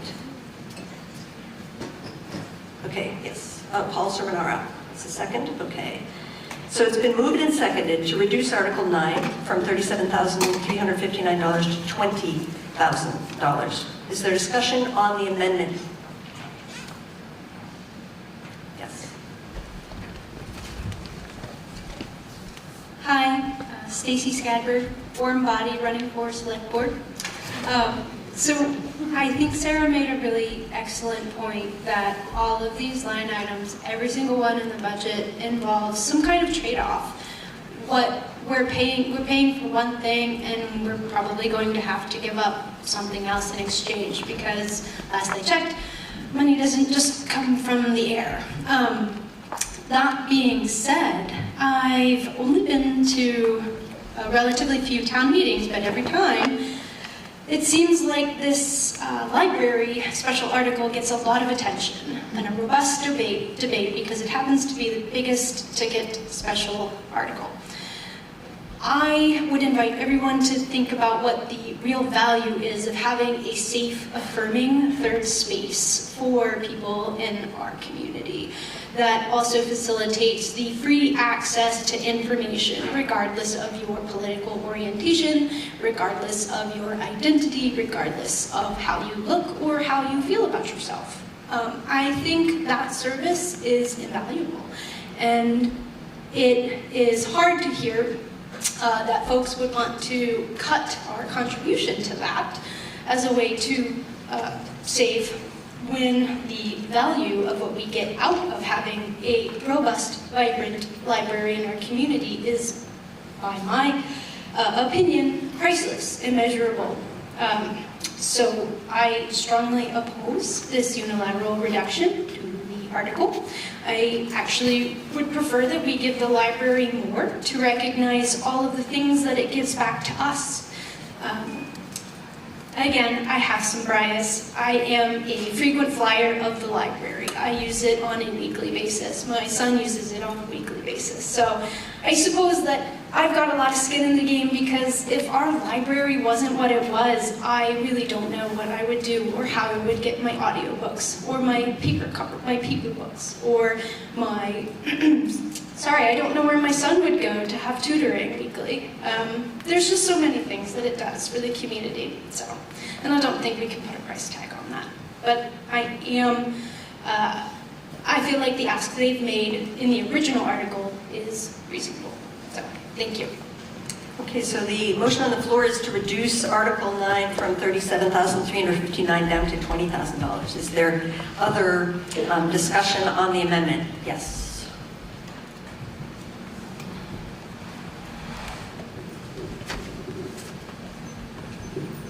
Elliot Berg. I have a question for Sarah, if you're still here. So just so I understand, this is basically cutting our contribution to the library in half, more or less. So does that mean the savings to each person in town would be approximately $10? If the per capita expense is 21, the per capita contribution is 21, so we're talking about roughly a per capita savings of $10. Okay, just want to understand what's at stake. Yeah, you can hand that microphone to Sarah if she wants to reply. Okay, I'm sorry. Yes, it would save you something around that. I forgot to say one thing, because Fred's suggestion that we look for other ways for the library to be able to be funded. There is a strategic plan survey. There's a QR code on the door as you go out of this building, and it would be wonderful if you replied to that survey and suggested other alternative ways. We do about 19% of the library's funding is through fundraising that we do out of the community, and then we get about 25% from our reserves and our endowment. So we are trying every way that we can to raise money from businesses and people and resources that can contribute more. We're doing our very best. We're running this whole library with a staff of 13. So I hear you, but we're doing a good job. Yes, back here. You're talking about the amendment to amend this down to $20,000. Hi, John Demeter from Brook Road. So just to respond, I think, in a little more detail to that point, the $21 is per capita. The taxes are collected based on your property value. So if you're the mean or median property value in town, it'll save you $10. So I don't know what that number is, whether it's 180, 200, 220,000. So if your property's worth $100,000, it'll save you $5. So, big savings. If you own, if you're fortunate enough to have like $1 million or $2 or $3 million property, you might be saving upwards of 50 or 100 whole dollars. But yeah, the 21 isn't evenly distributed. It's going to be proportional based on what your property value is that you're paying taxes on. And don't forget the state adjustments for, oh no, that's just education. Forget about that. Other comments on the amendment? Microphone back here.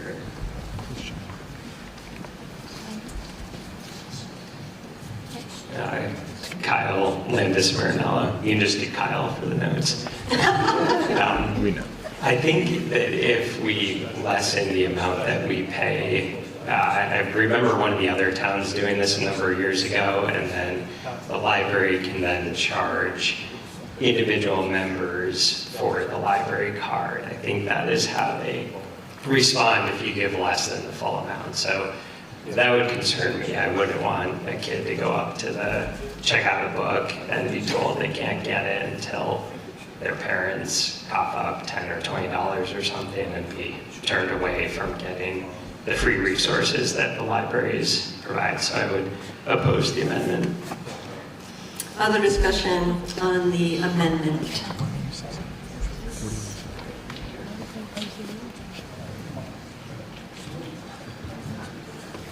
Do some jump roping. I worry that with federal cuts happening or potentially happening, that we're going to have less coming into Vermont for things that benefit kids and the community, and we need to keep bulwarks like this in place that are public spaces and educational spaces. Other discussion, in particular, folks who would like to speak in favor of the amendment?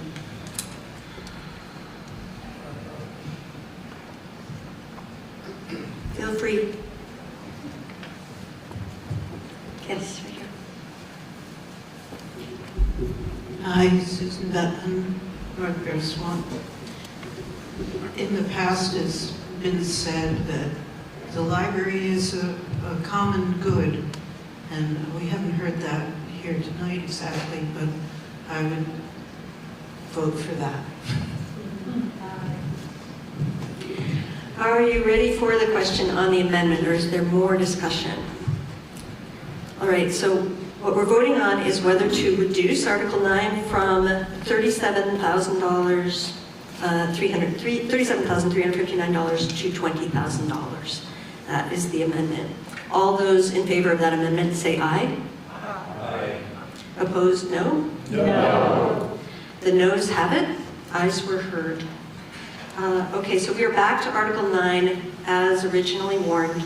Shall the town voters authorize expenditures of $37,359 to support the Kelly Covered Library? Is there any further discussion before we move on to the article?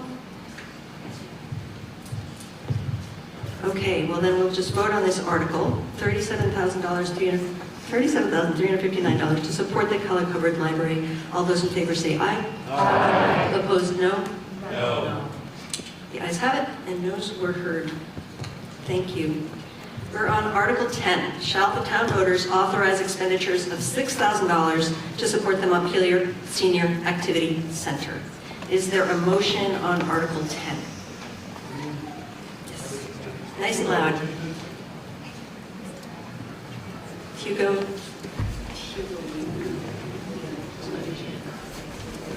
I move the article. My name is Hugo Leitman. Thank you. Okay, Article 10 has been moved. Is there a second? Anthony Polina seconds. Article 10 has been moved in second. $6,000 to support the Montpelier Senior Activity Center. Is there any discussion on Article 6? Sorry, boom. $6,000, Article 10. Yes. All right, doesn't look out. Yes, right here. Mark Bushnell. I'm not that familiar with the Senior Activity Center, so I noticed some of the other organizations talk about how much usage they get from Middlesex residents. And I mean, I know that like for years the Meals on Wheels didn't provide that information. Now it hopefully does. Do we have any sense of, I mean, you can see the range of programs, but are a lot of Middlesex people using this? It's also a decent chunk of change. Question of how many people in Middlesex use the Montpelier Senior Activity Center. Is there somebody who wants to speak on behalf of the Senior Activity Center? Some people, okay, Mary Beth or Nancy? Yeah.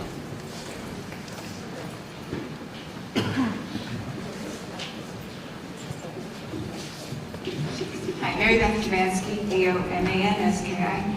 I didn't come prepared to talk about Montpelier Senior Activity Center. I thought I'd be talking about youth mentoring or community harvest. And I do use the Montpelier Senior Center 5 days a week. And I don't have any data because I wasn't prepared to talk about this one, but I can tell you that there are many, I wish I did know the numbers, many Middlesex people that are there either taking yoga or painting or doing art classes or qigong or whatever. Lots and lots of, yeah, I wish I did know the data. But it's a wonderful resource also, quite a variety. There's also meals, I don't use that, but there are weekly meals there, and it's a place for people to try to stay fit so they can keep shoveling all winter if you live in Middlesex. So I think it's a really valuable asset, as is our library. All this, our community doesn't end where the road turns from, Route 12 Middlesex into Elm Street. It's still our community. Thank you. Is there anybody from the community center who has that data? Or maybe those of you who go there can tell them next year we want data. Anyone else like to speak to Article 10? Okay, I'm ready for that question. Shall the town voters authorize expenditures of $6,000 to support the Montpelier Senior Activity Center? All those in favor say aye. Aye. Opposed, no? The ayes have it. We're on Article 11. Shall the town voters authorize expenditures of $2,500 to support the North Branch Nature Center? Is there an motion? Jan Teron moves. Is there a second on Article 11? Your name nice and loud. Yeah, that sounds like Mark Harris is seconding. So, Article 11, shall the town voters authorize expenditures of $2,500 in support of the North Branch Nature Center? Is there discussion on that? Anybody here to speak for the Nature Center? Or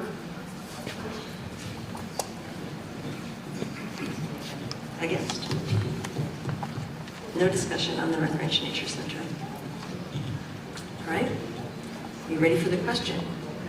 Shall the town voters authorize expenditures of $2,500 to support the North Branch Nature Center? All those in favor say aye. Aye. Opposed, no?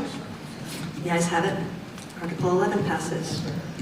Article 12, shall the town voters authorize expenditures of $7,500 to support the Waterbury Area Senior Center Association Meals on Wheels program, which serves the residents of Middlesex. The report is on page 80. Is there a motion on Article 12? Yes, nice and loud. Okay. Elliot Berg moves and Lisa Carlson seconds. Discussion on the Meals on Wheels program. Anybody here from Meals on Wheels to? Hi, good evening. I'm Lindsay Bolger. I'm not a resident of Middlesex. However, I am on the board of the Waterbury Area Senior Center. Okay, hang on a second. I have to get everybody's permission. I'm sorry. Any objection to someone out of town speaking? Okay, great. Thanks. Thank you. I'm a board member of the Waterbury Area Seniors Association, and I'm also a volunteer driver for the Meals on Wheels program serving your community members in Middlesex. I do want to just quickly add, I think we generally try to give you an indication of what our average cost per meal is for the Meals on Wheels program. This year it's about $12, not just about, it's $12.04 per meal, all in cost to deliver a meal to a Middlesex resident or another resident within our catchment, which is Bolton, Waterbury Center, Moretown, and Middlesex, and Duxbury.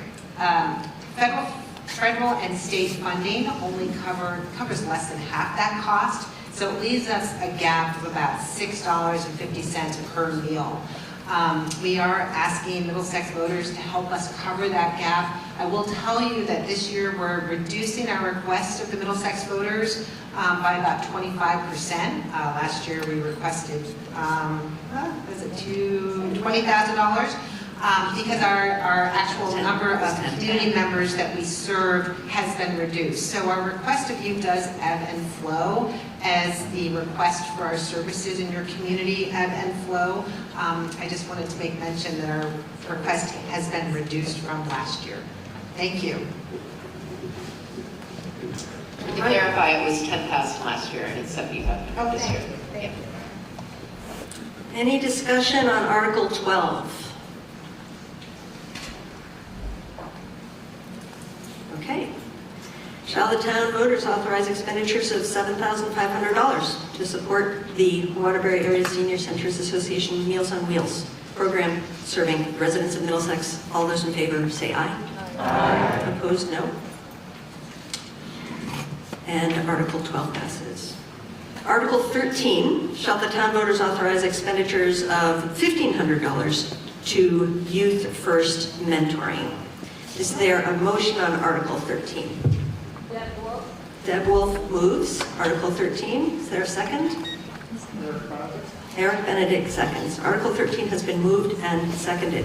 $1,500 to Youth First Mentoring. Are there anybody who'd like to speak on this article?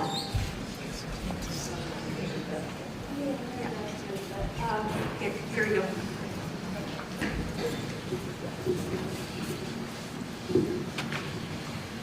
Hi, I'm Deb Wolf. I'm on the advisory board for Youth First Mentoring, and we have 6 mentors and mentees from Middlesex and a total of about 28 pairs throughout our district, which is, the U32 district and Montpelier, and we have just gone into Barry as well, where you can imagine there's quite a need. The kids who are in the program, I don't know if Mary Beth is here, but some of the pairs have been together for 10 years. Having another adult in a child's life is just life-changing. So I urge you. We also have a very diverse funding source. We have grants, and then we ask money. We have individual donations, and we do ask a little bit of money from all the towns who have kids in the program. Thanks. Thank you. Any other discussion on Article 13? Okay, Article 13. Shall the town voters authorize $1,500 to Youth First Mentoring? All those in favor say aye. Aye. Opposed, no. The ayes have it. And we have moved on to Article 14. To see if the town of Middlesex will appropriate a sum not to exceed $4,242 to support the following organizations pursuant to 24 VSA 2691. And there are 18 organizations here, each asking for $250 or less. Those reports are on pages 82 through 99. So I'm not going to read all of those. Is there a motion on Article 14? Mark Harris moves. Is there a second? Mary Skinner? Article 14 has been moved and seconded. There's a list of these 18 organizations, so questions, comments on any of those organizations?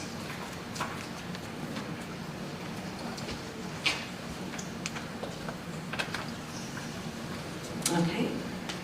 Hearing none, we will, ready for the question, to see if the town of Middlesex will appropriate a sum not to exceed $4,242 to support the organizations listed in Article 14. All those in favor say aye. Aye. Opposed, no. Ayes have it. So Article 14 is passed. Article 15 is to transact any other business that may legally come before the meeting, and we can't take any binding action on this article. I do know that we have at least one person who wants to speak, which is Ella Chapin, our House rep. Are there other folks who want to have had something they wanted to say under, maybe you still have a chance, but if we, yeah, Susan Warren has some chance to say. Here, come on closer to the microphone if you can, Susan.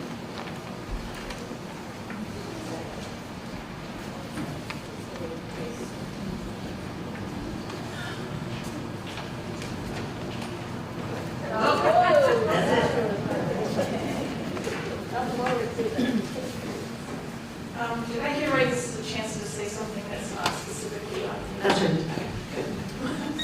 I don't know how many of you all listened, probably a couple months ago, Susan organized a Zoom meeting on all the different organizations that run volunteer efforts in the town. The Mysteries of Middlesex Happy Hour. How could you forget the name? But I just wanted to say that it was incredibly inspiring how many things are going on and how many people are involved and how much happens with just the volunteers, people doing things that they're interested in and know about, and it was awesome. So I just want to say my hat's off to all the volunteers in Middlesex, whether it's an official board or Meals on Wheels was one of them, the fire department. It was an incredible array of talents and time that people put in. So thank you, everybody who volunteers for the town. Thank you.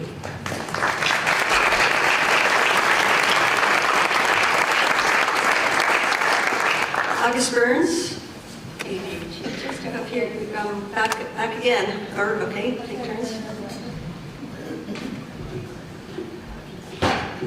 Hi, I just want to say that we have a table out front if anybody wants to stop by and didn't get one of these papers that we put together. It's about Governor Shumlin's education. Scott. I painted Shumlin, sorry. I put it in my mind. Scott's education plan, education reform plan, which will radically change our education system, essentially will take power and control out of the communities, put it into the state.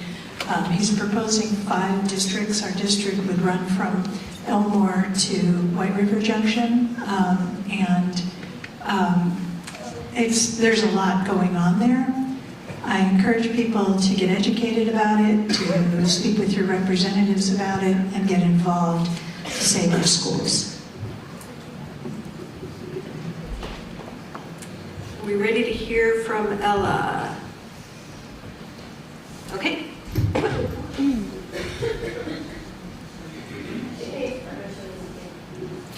That's true. You do need permission to speak, Ella. Yes. Are there any objections to this East Montpelier resident who represents us in the House speaking before Middlesex County? Okay. Thanks. Hello, everyone. I'm Ella Chapin. I live in East Montpelier. This is my 3rd show. That's better for feedback also. I'm Ella Chapin. I am your state representative for both Middlesex and East Montpelier. I live in East Montpelier. This is my 2nd biennium and my 3rd year representing our district, Washington 5, in the House. Just going to say a few minutes of remarks, and then I will stick around for discussion into the evening as needed. I'd be happy to chat with folks. First off, just a little background. We have 150 state representatives in the House of Representatives, so each one of us represents approximately 5,000 constituents. On the Senate side, we have 30 senators, and it's roughly at the county level. We have 3 senators currently for Washington County, Senator Ann Cummings, Senator Andy Perschlick, and Senator Ann Watson. They can't be in every town meeting of their jurisdiction, so they're not here tonight as far as I can tell. I each House member sits on one committee, and we really get to dig into the policy on that committee. And last biennium, I sat on the Judiciary Committee, and now I sit on the House Environment Committee. I wanted to just touch on a couple things. I did send out, many of you probably saw a Front Porch Forum posting that I did on Sunday, and in that there's a link to a pretty lengthy report about where we're at sort of mid-session right now.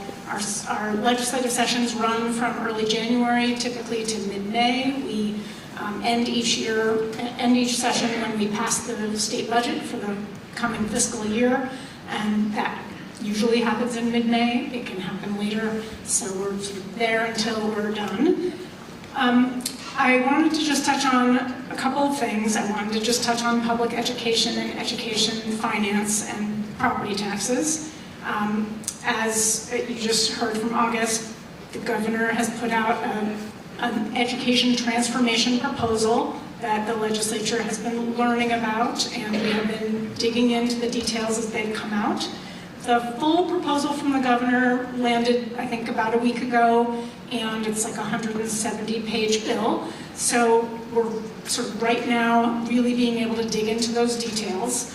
I encourage you to get informed. As you've heard, this is, we are definitely considering, because of the property tax situation, but because of other concerns in the education world and wanting to really have a robust and equitable education system, and with many school districts struggling with a number of things, including declining student numbers, the legislature is seriously considering significant change to education policy, as well as how we fund our education system. And so please do get involved. I wanted to mention that that there is a survey just put out. There's a link in the My Front Porch Forum posting from 2 days ago also to this survey. It's a survey put out by our House Speaker's Office to collect public input right now on, not necessarily just on the governor, I don't believe it's just on the governor's proposal, I believe it's sort of on the different sort of policy possibilities. And I really encourage folks to take that survey. You're also welcome to send me your feedback. I will see all of the survey results for everyone in my district. The education committee and our tax committees will see the statewide results from the survey, and our House leadership will be really looking at that survey. So I have a link to it on this clipboard. There's a piece of paper out there on the table that you can scan with your phone, or you can see the link in Front Porch Forum, or you can always call or email or text me anytime. A couple of other pieces. I want to just touch on federal the impacts that are happening in the state or anticipated to happen because of some of the changes happening at the federal level. This is highly concerning for many people. Some people are being immediately affected. Some people are really concerned about losing programs and services and all kinds of support and opportunities and jobs. It's been a really rapid fire pace. I wanted to just share a couple of things that are happening at the state level to sort of track that, understand it, and understand our role at the state level in addressing some of these federal impacts. I noted in my report a couple of different pieces that are happening within the governor's administration, within the treasurer's office, within the attorney general's office. In particular, the treasurer has set up a task force to look at and track the impacts of federal changes happening, and for better or for worse, looking at the potential positive outcomes from tariffs, the potential negative outcomes from tariffs, the changes related to immigration, everything. And there is a spreadsheet that link is available publicly. So there's a lot of information out there right now, and I appreciate and just wanted to share that the treasurer has this task force going on. There are public meetings of the task force. You can attend them. So that's not hard to find, and if you want more information, you can always reach out to me. In the Attorney General's office, the Attorney General has been joining with Attorney Generals across the country to ensure that federal actions are constitutional, and if they're not, taking action in a legal manner to address that. In addition, our legislative leadership and certain committees are actively looking at what are our roles, what can we do in a timely manner. what is our capacity to respond, and understanding that and just doing our best to be prepared. We're trying not to spend all of our time legislatively, like thinking about what-if scenarios, because we have lots of other policy work we need to do, but we are trying to understand those roles at the leadership level, and I just wanted you to know that. The Commerce Committee in particular on the House side is working to really particularly understand the impacts on Vermonters who work for the federal government. So a couple of other pieces we are very much focused this year on policy as a body focused on public education and education finance. We will probably not pass as many bills this year as we have the last couple of years. There's more focus and cohesion around those issues. But we are taking action on other major policy areas. There is a lot of work happening on healthcare. There is a lot of work happening on housing. I sit on the Environment Committee. We're working on a PFAS bill and a couple of other topics. So all that is in the report that I have a link to online. And you can read in depth what's happening in each committee there and reach out anytime. So just in terms of communications, I just want to say, if you email or text or call me, I get your emails or information right away. I read them all. And I'm not always able during the session to immediately respond. Sometimes I can, sometimes I can't. But I really just wanted you to know that I get your information when you send it out. And most of you who do reach out to me know that I almost always get back to folks. Sometimes I hope you have a little patience with me because it's going to get really busy over the next month. So I just really wanted you to know that. All my information is online. If you can't find it, feel free to come find me, and I'm happy to take down emails if you want me to reach out to you after this meeting. And so I'll stick around, and thank you all for your support and your engagement. Thanks. Thank you.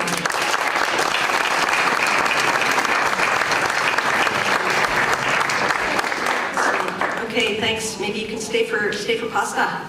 Have a dinner after this. I want to make a couple of quick things. Just a reminder that if you have comments about this meeting and how it was held, anything that worked or didn't work for you, would love to hear those. So write them on the report. There's a box in the back. Or if you don't have comments, we would still like them.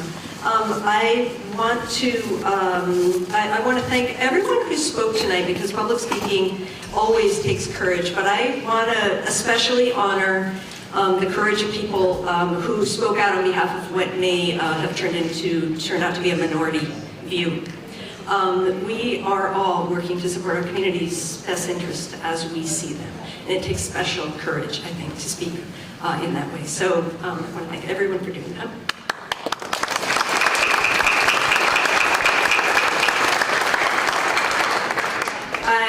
If you have kids in childcare, pick them up. Dinner will be here in a few minutes. If you stick around after dinner, we will need help putting the chairs away. And what's chairs that? actually are before dinner. What's that?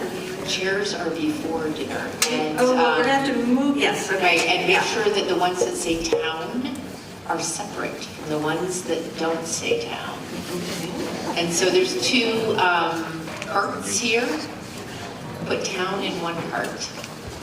Okay, and Sarah has a thing to say, and then I have another thing. Yes? So if you haven't voted, please vote. Also, it's going to be a little awkward. We're going to have to keep the polling booth stuff here until 7 o'clock. The tabulator here is probably 7:15. So it's going to interfere with everything.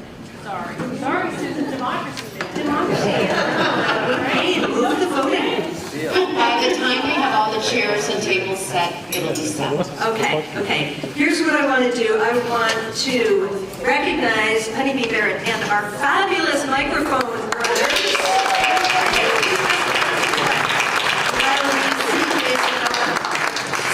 Thank you so much, microphone runners. Thanks to the kids. And thank you all. I think we motion to adjourn. Yes? Oh, the plastic chairs went to, yeah, talk to your school board member, Chris McVeigh, about where the chairs go. So the plastic chairs, not these metal chairs. Metal chairs go there. Metal chairs here, plastic chairs go there. Thank you. And then we'll need help setting up the tables. And I'll second. We're adjourning. Thanks for coming, everyone.